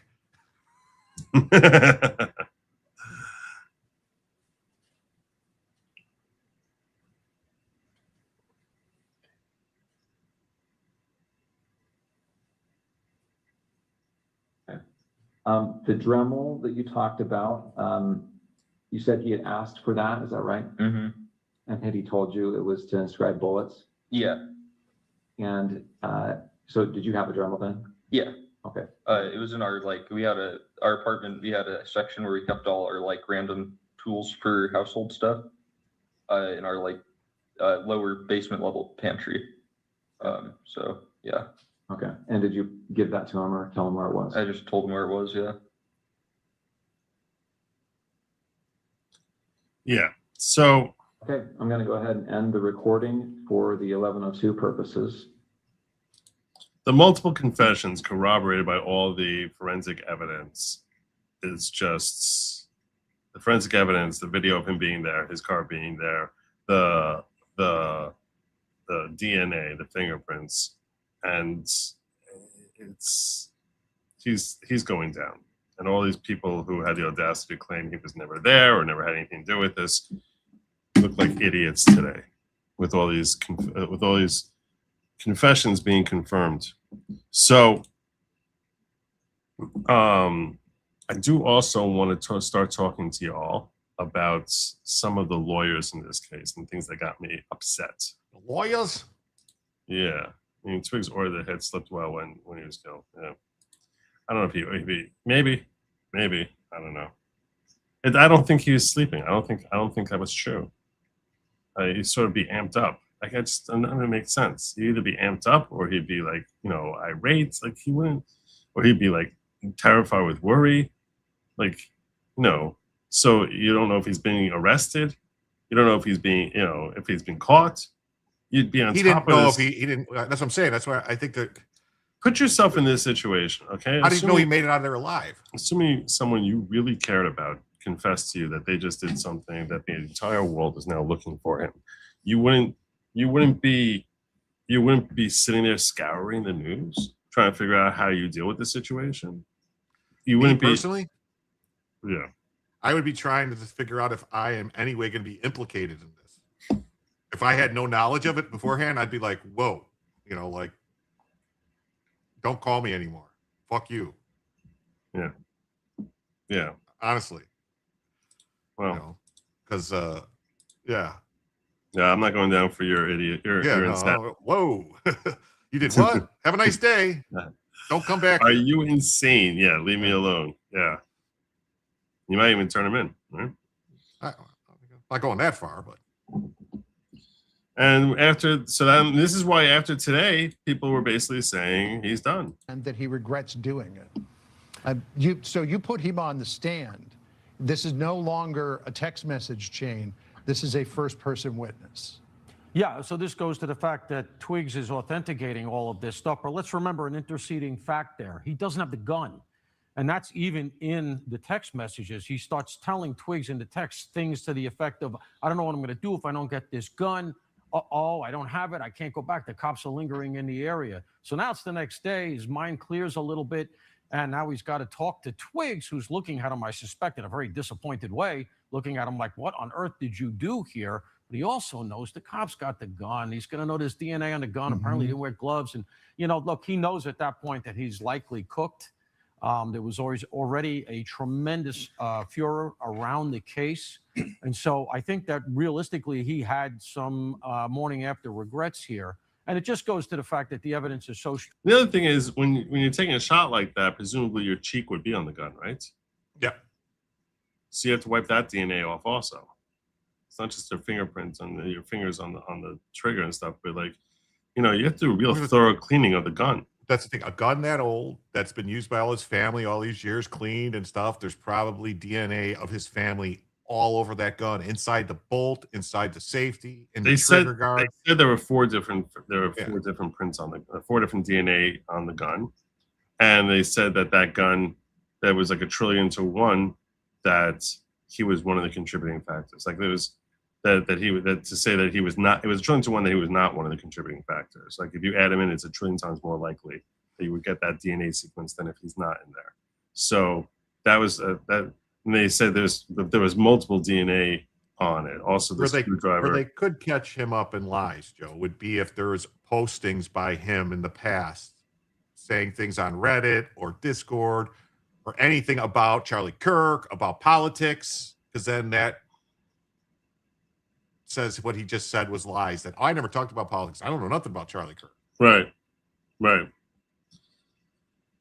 It's true. Luna or whatever these other things. It's 10 months we haven't heard anything about Reddit posts from Lance Twiggs. So I don't know that. Well, he hasn't been charged yet. They might be waiting until they get this all patted down, until they get Tyler. Maybe they're going to. This would be a really sneaky thing for the prosecution to do. Think about it, Joe. They're getting ready on the eve of trial. They're getting ready to go to trial, and then all of a sudden, wham! They charge Twiggs, and that throws Tyler into a tizzy. Well, I think that it might be that they're probably going to depend on him taking the stand and testifying against Tyler, sharing all this on the stand. I don't think they're going to. That this is not going to. This is likely not something that they're going to be able to use and reuse at the trial. They're going to have to actually put him on the stand to be cross-examined in front of a jury. I'd be very surprised if they can get away with this. In fact, at the beginning of this recording, he said this is for purposes of you not having to come in and testify at the preliminary hearing. Why did they? But they specified at the preliminary hearing, which means Twiggs is likely to testify then. So you're not going to charge him right before, unless you're going to use that to haggle him down to lesser charges. But why would they need Twiggs to testify for the stuff that's on text messages, for the stuff that's in the letter, for any of that stuff? I mean, the only thing they really need him for is the Dremel shit, really. The Dremel, how he was acting afterwards. Also saying he told me. I mean, him saying he told me is like is a pretty big thing, So, to corroborate that the note was written, that he found the note there, it makes it an easier case if you have him being compliant than if he's an unwilling witness. Definitely, it makes a much easier case. I mean, think of how I opened the show tonight saying with Lance Twiggs here, Tyler Robinson's cuffed. So if you take Twiggs out of the equation, what you're left with is a bullet with DNA and a screwdriver with DNA. And this other note that, we think he wrote, but it's a much shakier case. So Lance Twiggs really helps put the nail in the coffin. Strong, he probably knew it even then. And so what are they going to do on the defense? I know you asked the question. They're going to try to create collateral issues, they call it in law, John, which is something that really doesn't matter. But that said, you get the jury's minds wrapped around it. You know, why did the police do this? They didn't pick up the holster. Officer, why didn't you pick up that holster and take it into custody when you could have that day? Well, we didn't do it till later. Another officer did it. Yeah, but shouldn't you do it? Well, normally I would do it, but it was a chaotic scene. What does it say in the patrol guide? Did you go outside the normal procedures? Now, all of a sudden, the jury, you only need one, is starting to think, maybe the cops botched this and there's something out there that we missed. That's the kind of thing you're going to do. When your back is to the wall, you go with the police procedure. True. Paul, really appreciate your insights. True. It's an insightful point. So when you have the facts, you pound the facts. When you have the law, you pound the law. When you have nothing, you pound the table. Yep. So I'll tell you right now, with respect to the different attorneys who have appeared in this trial, I'm going to start with this. I'm going to start with Judge Graff. All right. I'll give you my impressions of Judge Graff from watching him for 3 days. First and foremost, I'm going to give you my impressions of Judge Graff first. Yeah, you go first. You tell me. I don't like him. Okay. I think he's too like, I don't want to use the word pussy whipped to the defense, but that's kind of the way it feels like. He's like very gun shy, and he's very like, I don't want to, like, I don't want to do this. I don't want to do this. And like, this should have been, he should have been right there. Like, it's probable causes here. Have a nice day. That's how I've been sitting in trials, watching other people go to court. I've had friends that went to court, and I sat there and watched it. It's like, come on. Yeah, and that really was on display at the very end when they were talking about that the defense asked for an opportunity to brief on this thing. It's like, what the F are we briefing on? What the hell are we briefing on? It's a very complex case, and probable cause. It's like probable cause just means it's probably did it. It's, we think it's possible. Basically, it's not really probable cause. It's like, yeah, possibly he did it. Yeah, this is something that he should wait for them to put up the last witness and then basically say, okay, I find probable cause. I'm holding him over for a jury trial. It's really that cut and dry. It's that we got the confession and all this corroborating evidence. I think it's more likely than not he did it. He's got, what did he do? This is what we saw from Judge Graff. And I'll tell you this much: he seems like he's intelligent. He seems like he's not a stupid man. But I do think that there is a level of timidity. I don't know, you can call it cowardice, but he's afraid of botching this thing. And I think that he's like, okay, well, if I tell them no, the more hard calls he makes, the more likely it is that he's risking being overturned on appeal. And he's afraid that if he gets overturned on appeal, that maybe somehow that could jeopardize the conviction of Tyler Robinson. But he seems to be so terribly afraid. And that in part is because of effective litigation from Richard Novak, that he seems to really know, but I'll tell you that. Who's paying for these lawyers? Any idea? Is this the state paying for his defense? I can't believe Richard Novak is being paid for by the state. He's been brought in pro vici. Also, that woman Nestor, who's his main counsel, who seems much less impressive from what I've seen, although I only saw very limited instances of her. I thought she was the public defender for Curry Richards. Was she? That's what everyone says. So yeah, I don't know I don't know how Novak gets to this case. It doesn't make sense that a public defender would be able to bring in someone pro vici. I think, if I'm not mistaken, what's her name? The chick, the other Law 2 girl, the one that's out west that did all this. She's very good. And I can't think of her name. Dark hair. Andrea Burkhart. Didn't she say something like that the people that Utah, where there's only like so many lawyers that are qualified there for like death penalty cases, and that's why like public, and they have to hire people out. And maybe they had to hire outside counsel because they didn't have the ability. Maybe I thought I remember her saying something like that. That's why this Norton chick, or what's her name, right? Norton? No, the girl. The one that was on Richards and this one, same woman. What's her name? Norton? I don't know. The woman, the blonde hair chick, the one that sucks. Nestor. Yeah. Right. Yeah. Okay, Tyler, seeing this, M1 Grands are similar to 30-06 rifles. They're both battle rifles. M1 Grands were notorious for not leaving exit wounds. Stop with the no exit wound wasn't the right caliber. Okay. First of all, M1 Garands are 30-06 rifles. They're not similar. They are 30-06 rifles. The M1 Garand is an automatic semi-automatic rifle. It was developed to use the same round as the 1906 Springfield. Well, it was a 1903 Springfield rebored to 30-06 from the previous round, which was not very good. And so that's why it's a 30-06. It's a 30 caliber rifle that was adopted in 1906. Look at that. And originally was the Springfield 03, the 1903 Springfield rifle that was using it, but they had a 30-03 that was the original bullet, but they didn't like it. It was a different shape, and it didn't, anyway, so they went to the 30-06. But they actually had to reduce the power on the 30-06 when they went to the Garand because the gas system on the Garand couldn't handle the full power 30-06. So the ball ammo that the military used starting with the Garand was actually a little bit weaker power-wise than standard bolt action. So you have to watch, like if you go to the store to buy hunting rounds for 30-06, you have to make sure that they are rated, that they're not the full power 30-06 rounds, because you can't fire those in a Garand. You'll blow up your gas block. Or I think it's a gas trap system on a 30-06 Garand, if I'm not mistaken. But anyway. You'll blow up your gas? It's too powerful for the gas system.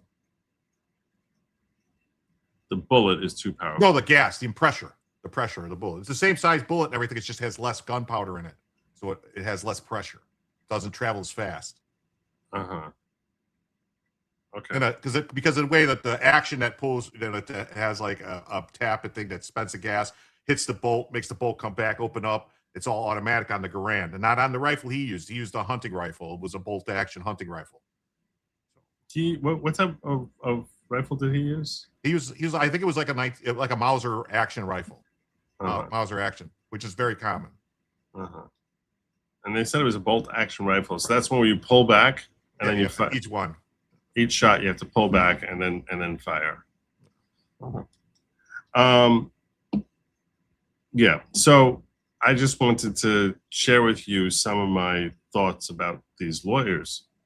The Judge Graff, I think that he's competent, but he seems a little bit scared of making a mistake, and that's going to basically blow things up, and things are not going to, and that he'll be held to account for that or something. But he finds himself during this preliminary hearing so torn between the rights of protecting the rights of the accused, which comes top of the list, and then secondarily allowing the public to see whatever they can. So he seems intelligent, but he ended up giving at the end of the trial what the defense got up, and it wasn't Nestor, it was some other woman who got up and said, we're asking for permission to brief the court. So he's like, what kind of time and pages are you looking at? So they ended up coming out that she got 2 weeks, and he asked the state how they felt about it, and he asked the counsel for Erica Kirk how he felt about it. That's Jeffrey Nyman. And he ended up coming out 2 weeks. And then the state said, well, if there's going to be some briefing, we should go first. And then they should respond to our briefing. And then we should be able to reply. So they said, we need 2 weeks for that, for our thing. He said, I'll give you 35 pages each aside. And then, so 35 pages for the plaintiff, for the prosecution, 35 for the defense, and then another 17 or 18 in reply for the prosecution. He asked a counsel, Jeffrey Nyman, this is Erica Kirk's lawyer. He's like, look, we'd rather this happen now, but the entire point that this guy was making, every time he got up, the arguments and nature arguments that Jeffrey Nyman was making me sick to my stomach. I was like, if I was her counsel, I would have handled this entire thing so differently from the way this guy did. Everything he did, I was like, wrong. I'm telling you right now, I would give this guy Jeff Nyman a D-. To me, he was the worst one there. He was terrible. And the reason he was terrible was because if you're counsel for Jeff Nyman, for Erica Kirk, you need to sort of actually step out of your box, not just do whatever she tells you to do, but you got to wrestle this woman to the ground if you have to and say, look, this is what you need. You need this thing going public. Every time he's arguing for it to be for transparency, we had two different people arguing for transparency. The state seemed like, we're okay with it. We're fine with it. We're good with it. They didn't really care. Defense arguing very hard against transparency. Anything that's going to be shared with the public, seemed terrified that this is going to poison the potential jurors. Can't have it get out there. Can't have it get out there. Can't have it get out there. The media, the counsel for the media get up and argue. Counsel for the media, when they get up there, they're like, no, we have a right to transparency. We respect the right to a fair trial, but as limited as possible. It's like only if it's definitely something that cannot be remedied. First and foremost, if you're worried about poisoning the jury, there's a lot of remedies you can have. You can have a more selective voir dire in selecting the juries and different instructions you can give. And that's something that the Supreme Court and different courts have said that you're allowed to, that's enough to cure any potential problems with a poisoned jury. And they're citing case law. There's a whole argument that ends up being made by the defense where they say, specifically around the confession. And this came during the course of today, yesterday afternoon. There was very little testimony yesterday afternoon because they spent 2 hours arguing about broadcast of the confession. Now, this is not an actual confession. Maybe it is, I guess the note you can say is a confession. And what happened was Richard Novak, who I think argued very effectively and was scaring the bejesus out of Judge Graff. He said, look, we have this case called Texas versus Estes. If you look at Texas versus Estes, there's language in there. There's a sentence in Texas versus Estes which implies that you cannot, that anytime you have a situation where there's a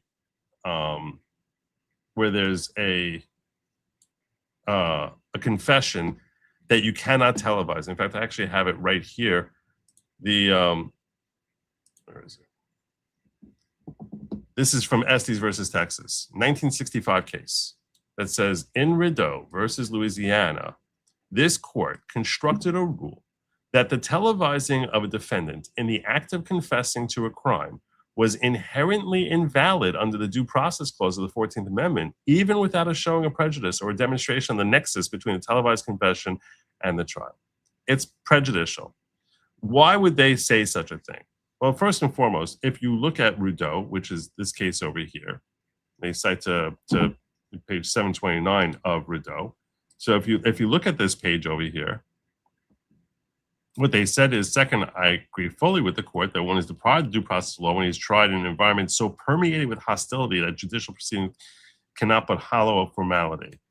And this proposition and my position with regard thereto, at this point, I must part company with the court, however, not so much because it deviates from the principles established in Irvin, because it applies no principles at all. It simply stops at this point without establishing any substantial nexus between the televised interview and the adverse publicity as shown by the record. What? Was that a dissent? So I think it's a concurrence. I think it's a concurrence. I thought in the previous one it said quoting dissent.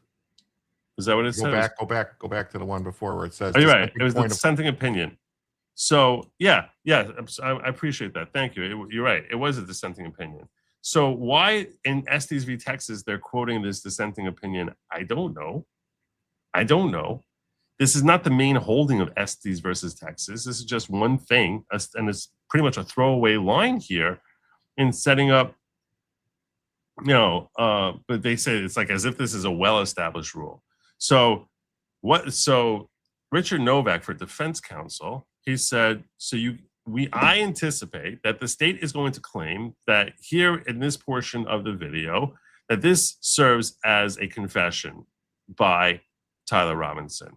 And based on that notion, we have Estes versus Texas, which says you cannot televise that to the public. It's inherently prejudicial of his 14th Amendment due process rights. So you can't make that public.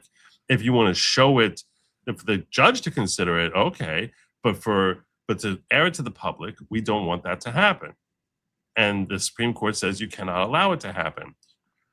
Counsel for the media, when they got up and argued this issue, and they even were allowed to put in briefings about this issue overnight, yesterday into today, and counsel for the media said, look, hey, Estes versus Texas was from 1965. There's a case that came out in Utah Supreme Court long after Estes versus Texas. They're well aware of this rule, where they said, where they said that in a situation that you're not actually, I think what the court in Utah had said was that if you don't, that if it's not something, and it was a circumstance similar to this, where it's like a confession note, not a person saying I'm confessing, that it's not considered something that's a problem, and that it's wrong to say that we're going to shield that from the public. You should be sharing that with the public if it's just a confession note. So that's how the Utah Supreme Court understands Estes versus Texas. They're coming long after Estes versus Texas and saying, oh, confession note, which is like, that's what we have here. So this court should be following what the Utah Supreme Court said. After, and they weighed in on Estes versus, after they obviously considered Estes versus Texas, and they still came to that conclusion. So that's what we should be doing over here. Perfect argument, great argument. Counsel for the media was phenomenal. They were the best attorneys in the courtroom. There were two different attorneys who came in there, and both of them were exceptional as far as making clear, concise, pointed refutations to arguments that Richard Novak for defense was making. They were great. They were really good. They weren't long-winded. They were like, look, we understand Estes versus Texas, and we also understand that this court, that the defendant is entitled to his due process rights and not to be prejudiced. But there are ways to remedy it that the Supreme Court has said in this situation, and citing Supreme Court cases. And you want to bring up this Estes versus Texas? Well, I'll tell you that long after Estes versus Texas, the Utah Supreme Court said in this type of scenario, which is much more similar to our scenario, that it's something that should be published and should be shared with the public. So I mean, and this all the more so where it's not even like him standing up there on stage and like Tyler Robinson saying, I did it. I can understand how that would be prejudicial. I killed him. I'm glad I put him in the ground. That I can understand that'd be prejudicial before you selecting a jury. But to have, but a note that he purportedly sent, that people are going to hear about that, and that you're going to say Estes versus Texas over here is basically ruling out sharing a note? That's ridiculous. It already broadcast everywhere that there was a confession? And yes, that's a great point you're making. That's another thing that the media has said, that to the extent something is already in the public domain, there's nothing wrong here. The only reason for you to share it with us is because this is now something we recognize that the court is considering. There's a lot of information in the public domain. Much of it is not coming before the court. So this way we were able to appreciate what the judge is considering when he's making the decision as to whether to hold this over for a jury trial. So and find that there's probable cause. So he was making great arguments. I'm a big fan. I'm giving an A+ to both attorneys who came in on behalf of the state. I wish I had their names when I was trying to look up who they were. I believe that their names are Michael Judd and David Ryman. But I thought that they were great. I thought they were really, really great. I thought Novak, I gave him like a B+. The reason I gave Novak a B+ is because he can get very long-winded and he talks so slow and so boring sometimes. But the arguments he makes are sound. He's a smart advocate for his attorney, for his clients. So I have a lot of respect for that. He's someone who I'm like, look, he'll get his message point across, and he has brass balls, which are factors that a good litigator needs to have. So I was impressed with Richard Novak, far more so than Brian McBride, who is lead counsel for the states. Brian McBride, sometimes his arguments that were sitting in front of him, which I don't remember off the top of my head which one it was, but there was multiple times that Brian McBride had an opportunity to present arguments which were stronger, more effective in the framing as to what he was trying to get at, that I felt as if he came up short. Now, and in fact, he was even mocked a little bit by Richard Novak with respect to this interview, where Richard Novak was saying, one of the arguments he was having against airing this interview is he goes, this is not even an interview. This is him. This is the Brian McBride interview. We should call it the McBride interview, because basically Brian McBride says a whole long statement, and then Lance Twigg says, yes, no, yes. So he's like that. He's like, so one of his objections to sharing this interview was the fact that he felt as if it was improper questioning. And he has a point. If you look through what we saw, there's a lot of, instead of having Twiggs talk, which is what you're supposed to be doing, it's him talking and then getting a yes answer from Estes. Some not from Estes, from Lance Twigg. So I thought Brian McBride was a little disappointing. I'm not saying he's an idiot, but I think that certainly Richard Novak looked like a far superior lawyer over this last 3 days than Brian McBride did. The worst of the worst to me, and the guy who was getting me angry, was Jeff Nyman, counsel for Erica Kirk. I'm giving that guy a D-. So aggravating. Now, the only reason I'm not giving him an F is because I think it's possible that he's following instructions from his client, Erica Kirk, and that Erica Kirk is an idiot about the way she's handling this. It's possible. That's the best excuse I can give for the lawyering I saw from Jeff Nyman. Every single time he got up there and argued, he was arguing, hey, we need to see it in the gallery. My client needs to see it. Really? Why? Why the F does Erica Kirk need to see it? That's not what Erica Kirk needs. Erica Kirk doesn't need to see it. I understand that she's a widow and she's whatever, and she wants to see her husband's killer convicted. I get that. But let's face facts here. This woman has been assailed day after day after day with one conspiracy theory after another for the last 10 months. How do you make those conspiracy theories go away? The way you make it go away is by having these big ironclad pieces of evidence splashed across the world. So he could have based, and what he's arguing, saying that really we need to have it viewed by the gallery, meaning the people in the courtroom. Don't put it on the screen for the restreamers and court TV to share, but let us see it.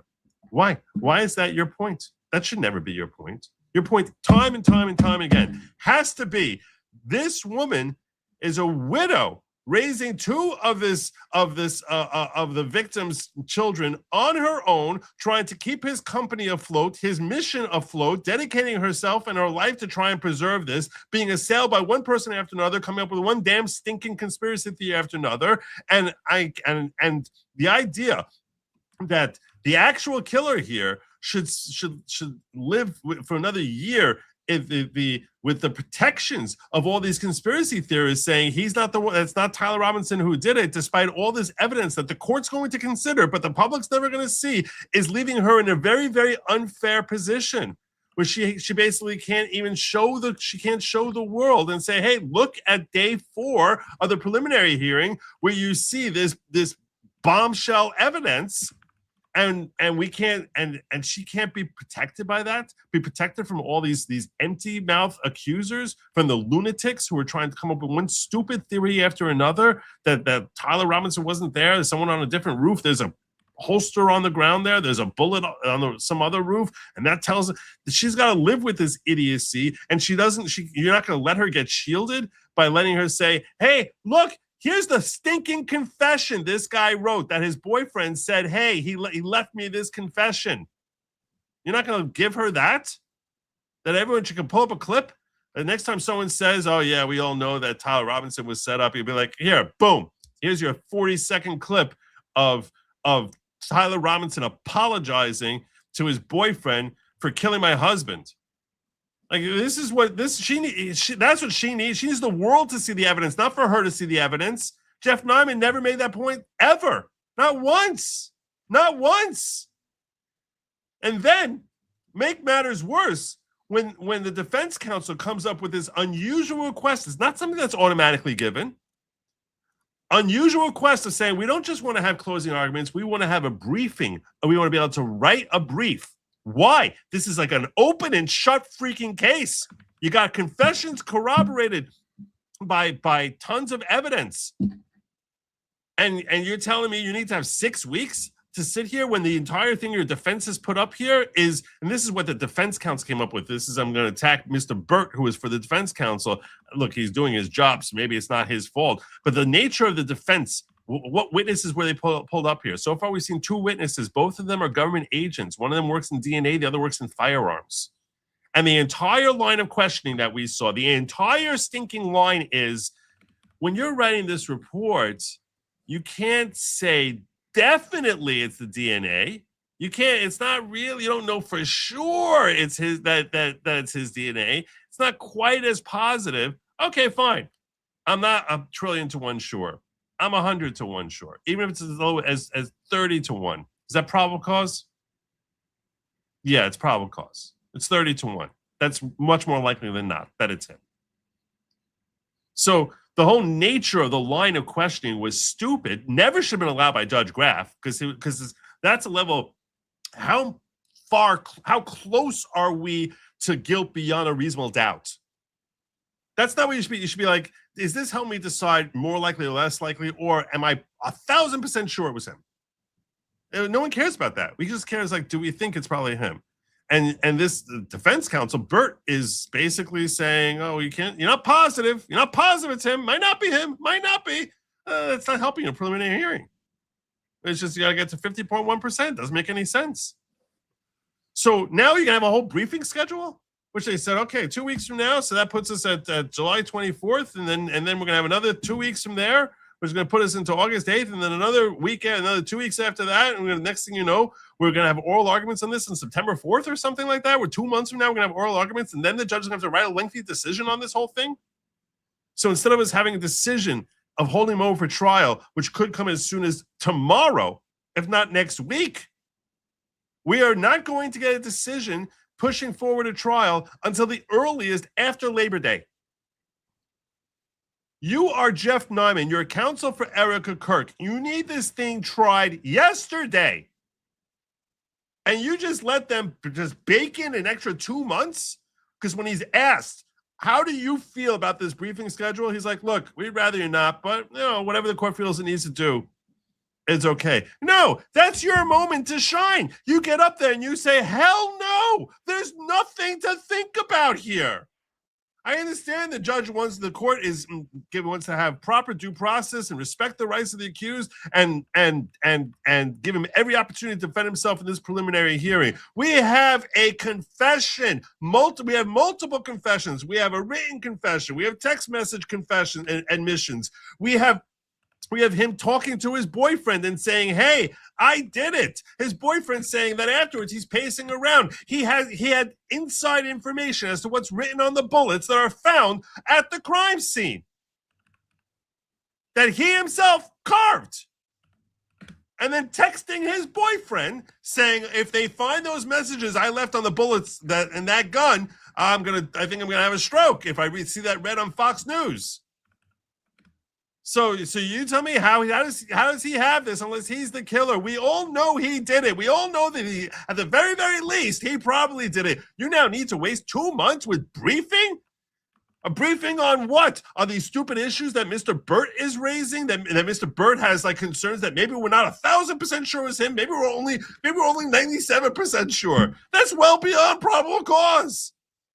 Give us a decision now. They say they have one more witness, all right, whatever stupid witness they want to trot on out here, listen to that witness, come back here, but by the time we go into the weekend, then we're basically sitting here scheduling, when are we having a trial already? You're going to sit here for 2 months now having briefing? Does Jeff Nyman make any of these points? No, he doesn't. And to me, I'm sorry, that's crappy lawyering. You can't go out there and say, whatever the court says, we'd rather if you do it sooner, but okay. No, that's where you scream, you pound the table. You're like, come on, how long is this woman supposed to live with this hanging over her head? How long? It's ridiculous. Then the longer this goes on, the longer the conspiracy theorists come out with their stupid, crazy new theory of the week of Egyptian planes and Fort Huachuca and whatever other stupidity pops into their head. Third-party shooters and road microphones and bullets don't go that way and all this other nonsense. Instead of just saying, look, he was found guilty beyond a reasonable doubt. And now she's got to wait an extra 2 months for no reason, for no possible upside to the defense. Why? Why are we doing this? No, this is an outrage. That's what you should have been saying. Instead, he's like, we prefer if we think there's enough here, but if the court needs that, then we respect that. I understand being deferential to the court. I understand you might not want to take the tone of the court that I was just taking right now when I was saying it to you, but that's the message that the judge should be getting. Unbelievable. You can, you frame it in a way that's respectful, but I'm sorry. Go ahead. I agree. The lawyer screwed up, and he should have made an argument, at least made some kind of argument, not just basically put his tail between his legs and turn around and run the other way. Yeah. But yeah. That's your moment to shine. You can do a synopsis for the state right then and there in front of everyone. I don't know. You got a whole bunch of Brents. Yeah. Trying to pull them up. I don't know. No, let's pull it up. Westbro says, a butt pirate who's on says, Joe, he should be afraid of botching it. I disagree that it has to be with defense, but he knows there are 70 million eyes on him watching this. He needs to be cautious just because of that. I understand that. He also knows what the Utah Supreme Court told him. That's pretty safe harbor for him to find, for him to say, I can put this confession up. I understand that. I understand what you're saying, and you're right. I don't want to call. That's why I don't like. I first used the word coward when I was referring to him. It's not coward. It's that he doesn't have brass balls. To do the right thing here, he would need brass balls. So, is that a knock on him? I'm saying it's hard for me to give him high marks, but I think it's harsh judgment for me to say that he's a bad judge. I don't want to say that because I think that's very, very. That's a very harsh thing to say. Westbro saying he gives me John Roberts vibes. Yeah, that's fair enough. That's fair enough. Hands One Pack saying Andrea says what defense is quoting is out of date, i.e. case law has changed. I'm sure it has. 1965. Thank you for the raid, Alpha Warrior Show. Alpha Warrior Show rating. God bless you. Thank you so much. Hands One says the judge. Oh, sorry. EK must see it to be certain he did it and present the same evidence. Eric Kirk must see it to be certain he did it and present the same evidence as the judge and jury. This is a death penalty case. I want 100% coincidence if I advocate for the death penalty. It's just he's saying that's the reason. That's the reason Eric Kirk wants to see it. Does Erica Kirk want the death penalty? I thought Erica Kirk said she forgave him. I don't know. Also, I'm wondering that. That's something I didn't. Does Erica Kirk want the death penalty, or is it the state saying they want the death penalty just to try to get him to cop a plea? Or, has anyone asked Erica Kirk if she wants the state to pursue the death penalty? Don't they usually ask the family if they want that? I don't know. I don't know. I'm asking. I don't know. It probably wouldn't come up till after they establish probable cause. Okay. So we might have answers to that question later on. The judge should make his decision and proceed with the trial. They can always submit a brief for reconsideration. There's no reason to delay the trial. The Eric Kirk victim has requested a speedy trial. That would have been a smart answer. That's actually a very insightful answer, Peter. He's right. He's right. That would have been the way to go. But yeah, if you're Erica Kirk, I haven't checked what she said. I haven't checked what she's been saying today. Has she been talking about this stuff today? I imagine she probably. I don't know. I haven't heard anything from her really talking about it. No. This is just some of the stuff that people. Megyn Kelly's so defensive of Erica Kirk when she looks like such an idiot. So defensive, Megyn.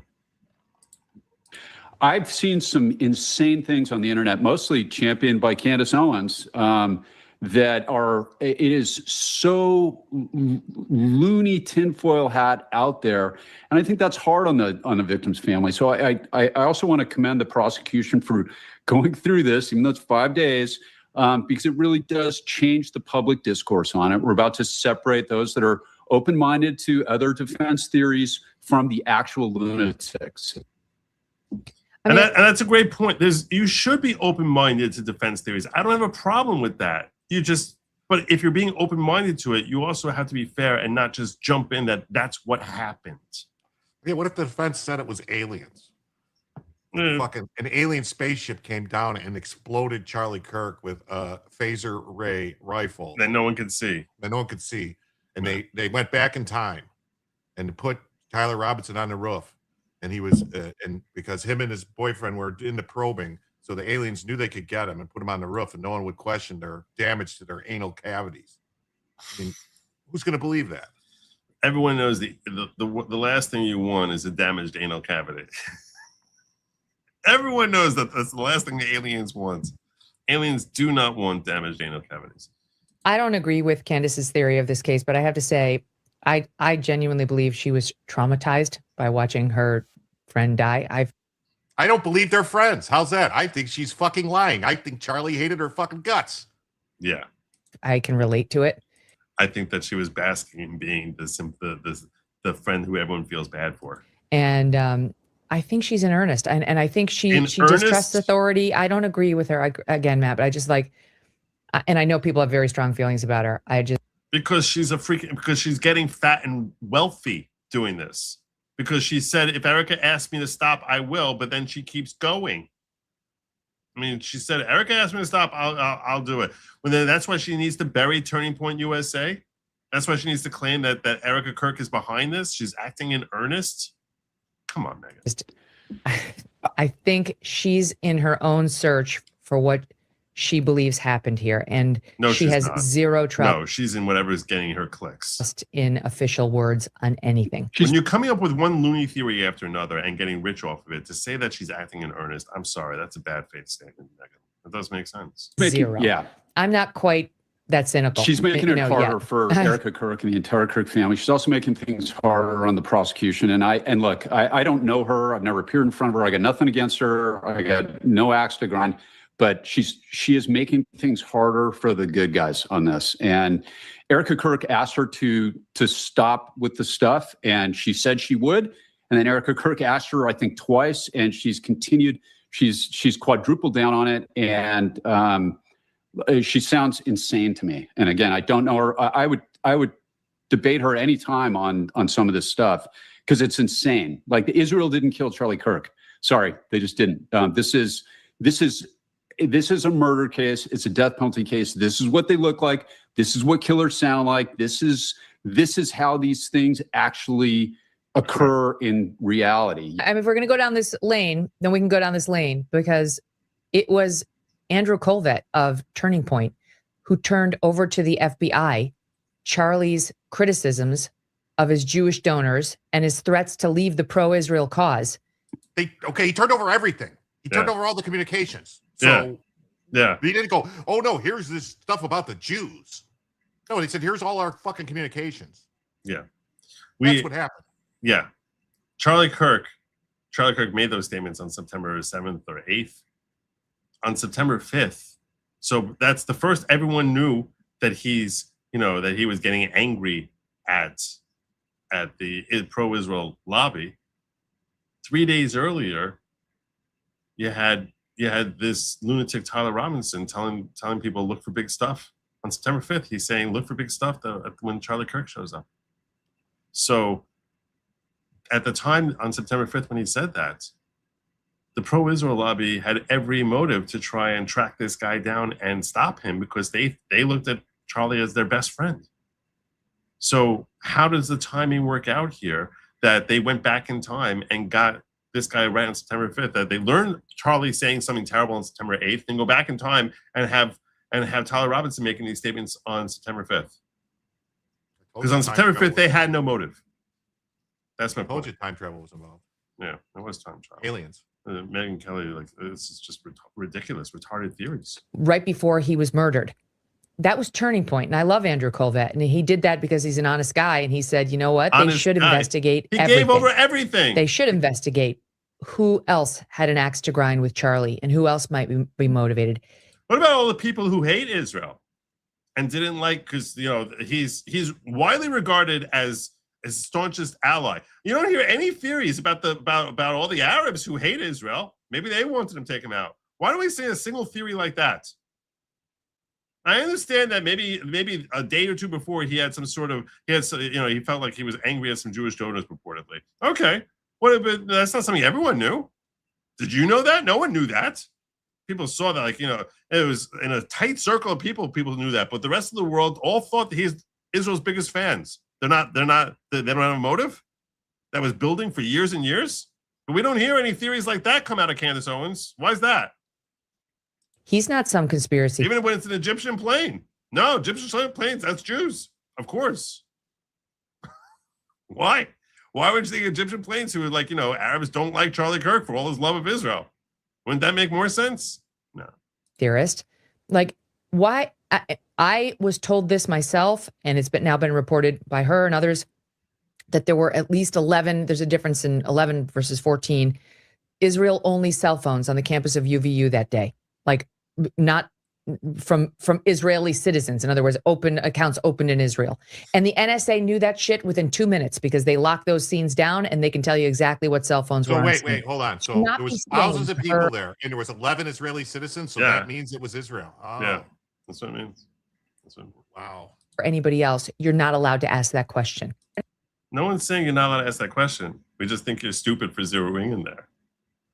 You're allowed to ask it. I don't have a problem with people asking it. And then I say, think about what you just said, 11 out of 20,000 people.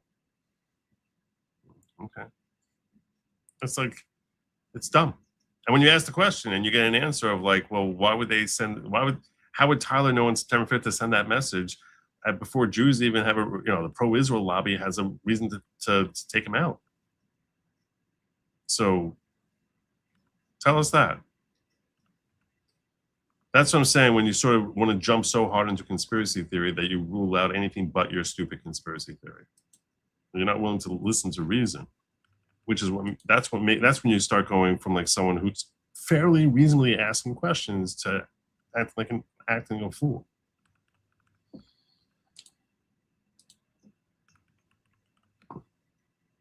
The other thing I should share with you is this was what they read off in today, the text exchange. I made reference to this, but I do want to share this with you, since I feel like I covered most of the attorneys and how good or bad I thought they were. So I'll just break this down for you. Okay. And Tyler says, I'm still okay, my love, but I'm stuck in Orem for a little while longer yet. Shouldn't be long until I can come home, but gotta grab my rifle still. To be honest, I had hoped to keep this secret till I died of old age. I am sorry to involve you. And then Lance replies, you weren't the one who did it, right? And Tyler says, I am, I'm sorry. Lance says, I thought they caught the person. And then Tyler says, no, they grabbed some crazy old dude and interrogated someone in similar clothing. I had planned to grab my rifle from the drop point shortly after, but most of that side of town got locked down. It's quiet, almost enough to get out, but there's one vehicle lingering. We could scroll down to page 3. This, by the way, is that attorney Hunt, who, as I said, she seems like she has her check boxes to go through, and she seems effective at what she's doing. I haven't seen anything particular noteworthy in a positive or negative way, other than she seems competent from what we've seen so far. Continue reading. Lance says, why? And Tyler says, why did I do it? And Lance says, yeah. Tyler says, I had enough of his hatred. Some hate can't be negotiated out. If I'm able to grab my rifle unseen, I will have left no evidence. Going to attempt to retrieve it again. Hopefully they have moved on. I haven't seen anything in the news about them finding it. We'll update you shortly, or sorry, we'll update you by midnight. And then Lance says, all right, stay safe. How long have you been planning this? Scroll down a little bit, please, Kimberly. And Tyler replies, a bit over a week, I believe. I can get close to it, but there is a squad car parked right by it. I think they already swept that spot, but I don't want to chance it. We can scroll down to page 4 and continue reading about halfway down. I'll stop you about halfway down. This is while they were spot, but I don't want to chance it while they were parked there. If they had found it, I imagine there would be more commotion. Again, I'm sorry for roping you into all of this. You shouldn't have to worry about this. And Lance replies, does anyone else know? Tyler says, not to my knowledge. All right, I'll stop you there. So, yeah, but he also made a comment in his text exchange there, which is not in this clip, where he basically was saying, if they see what's written on those bullets, I think I'm going to die of a stroke. So how would he know that there was anything on those bullets if he wasn't the shooter? That's a tough question. That's a really tough question. Yeah, like here, Marjorie says, you can infer from those messages that they had at least discussed Charlie Kirk. Like, at no point does he go, why Charlie Kirk? Or, you know, it's not like anything. It's like, oh my God, is it true you did this? Like, or who's Charlie Kirk? Yeah, who's Charlie Kirk? Or, yeah, that's what I'm saying. It's like all. Yeah. Like some don't smell right in the town of Denmark, the country of Denmark. and something doesn't smell right in Denmark. Let me see if I can find a clip of. Let me see if I can find Tyler's cell phone. If I can find that second part, because I do want everyone to see that clip I was just referencing.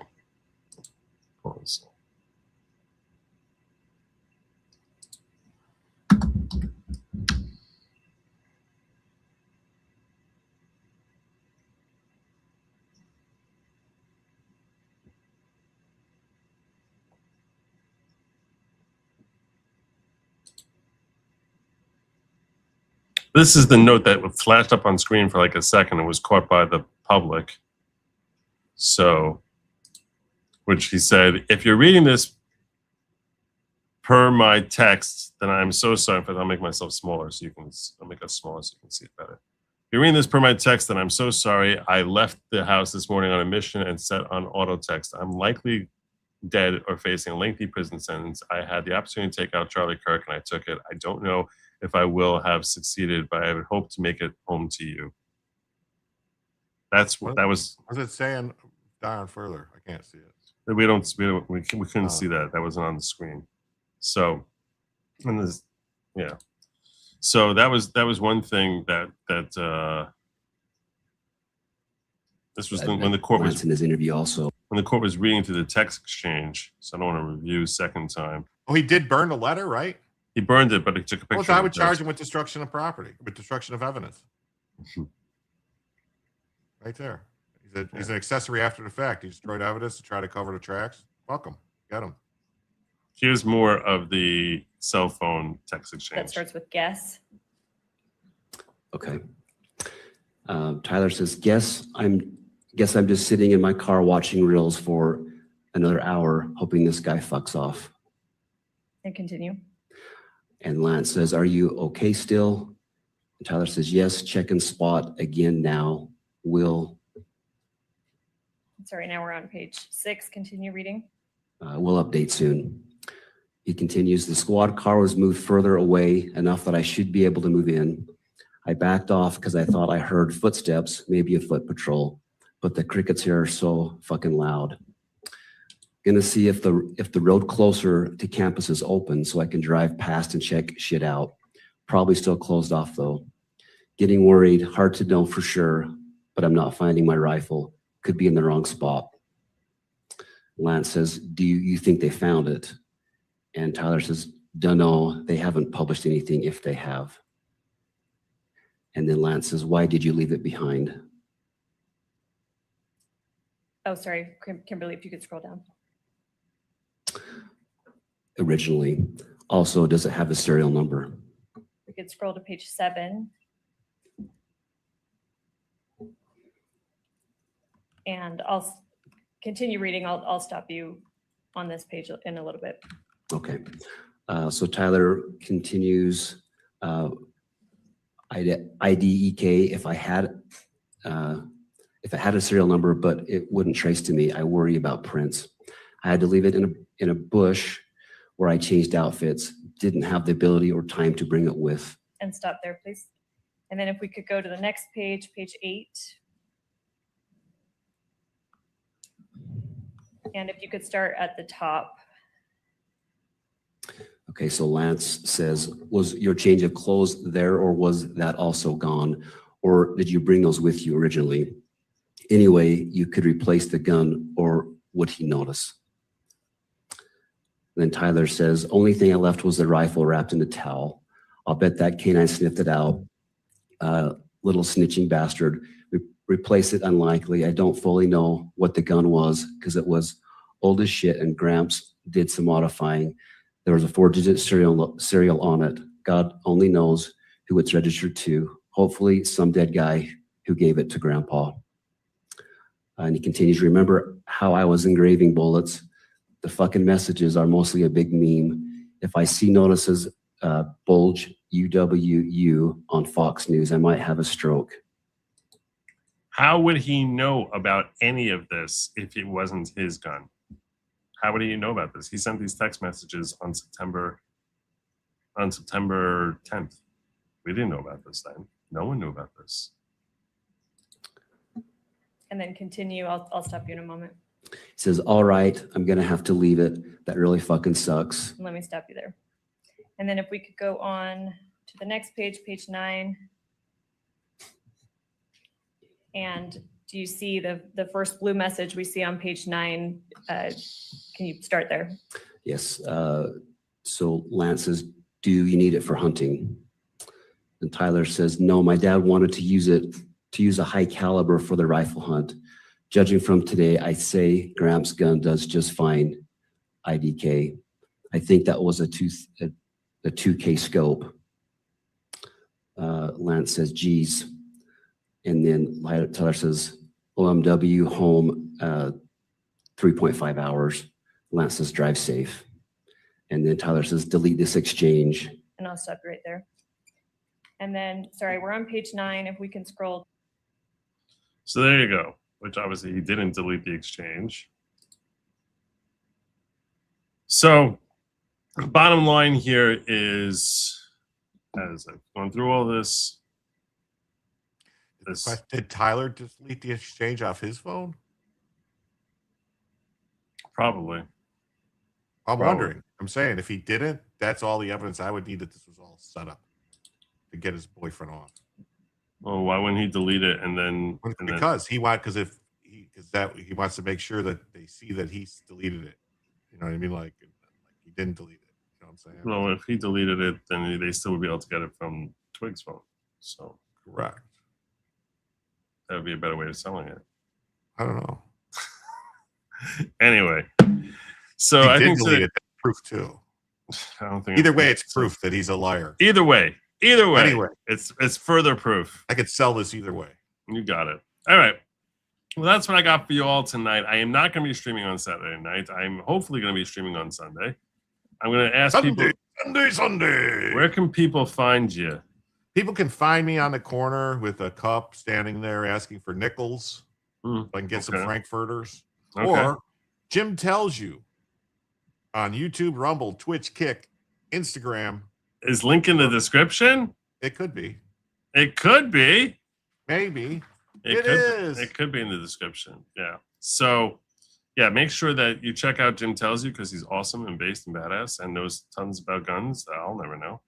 And about gases and guns and things like that and pressure and how bullets operate. And yeah, and also comes with news.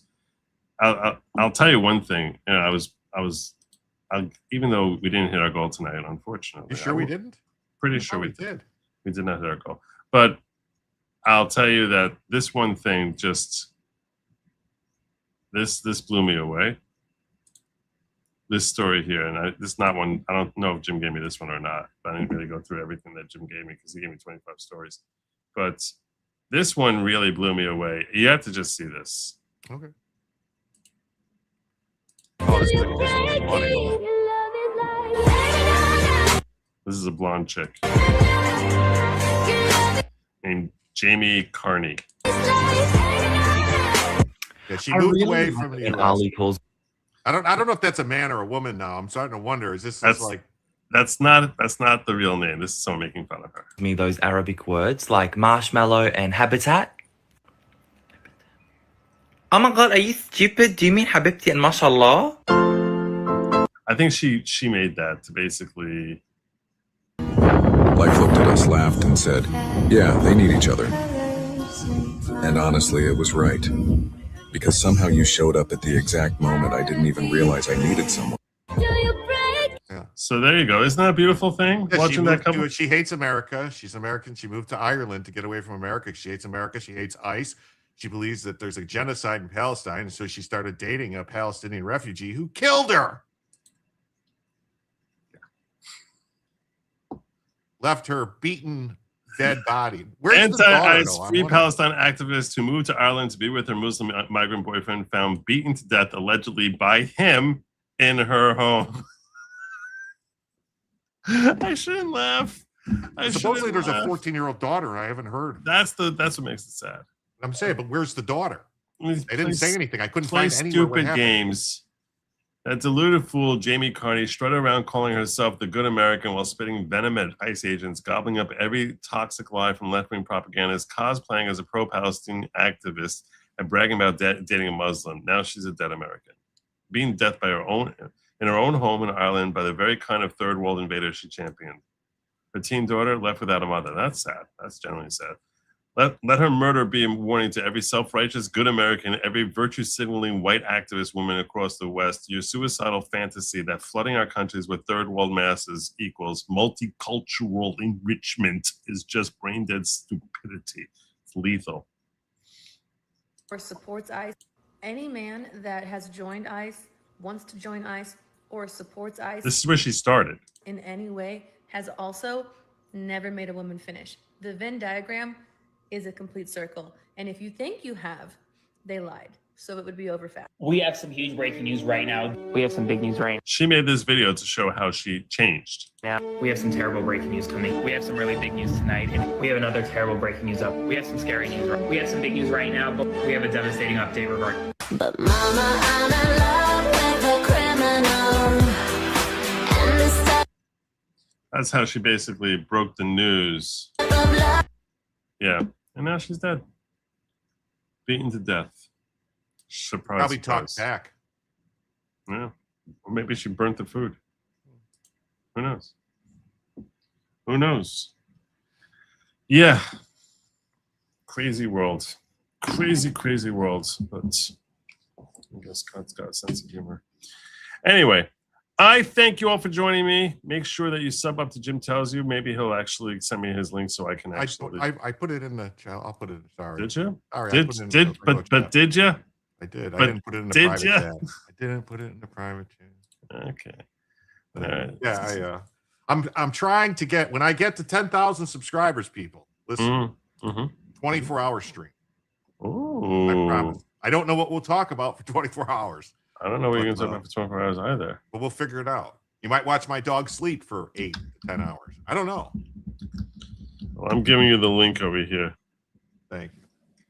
And so those folks walking after us, if you could please leave a like, a comment, something like that, that'd be really awesome. It really does. Believe it or not, people, it really helps a liking lot. and commenting really does help push it out in the algorithm. It really does help the algorithm. I don't know why they do it like that. It does. They really It doesn't even matter just- if you just comment and say hello, I'm here, whatever. Anything. They helps. should really rig. They should bust the algorithm based on the talent level of the host and brilliance and wit that he brings to the table. This hairdo should make your algorithm go like really up there. But they don't. They like the likes and the comments. They don't.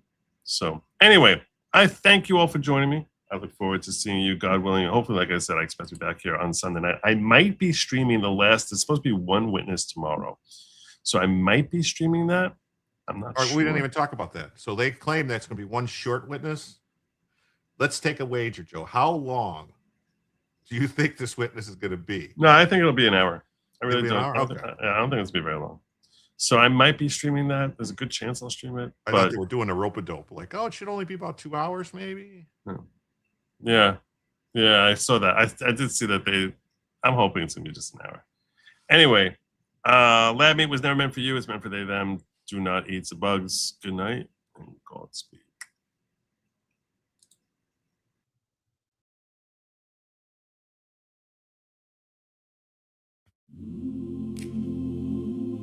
The plane is landing. The show is almost over. All that's left for you is this song. Joe left the studio. He's probably drinking Diet Mountain Dew. Maybe he's watching funny videos on YouTube, or playing chess, or doing Jewy things Jews do. We hope you had fun, and maybe you learned something. You hit like and you subscribe. Leave a comment if you want to show some love. That would be cool. You can be cool. Leaving comments is cool. So till next time, please be sure to Stay away from lab meat. It was never meant for you. It's meant for they or them or comrades, sparkle hugs. And most importantly, do not eat Z-bugs. Good night and Godspeed. Good night and Godspeed.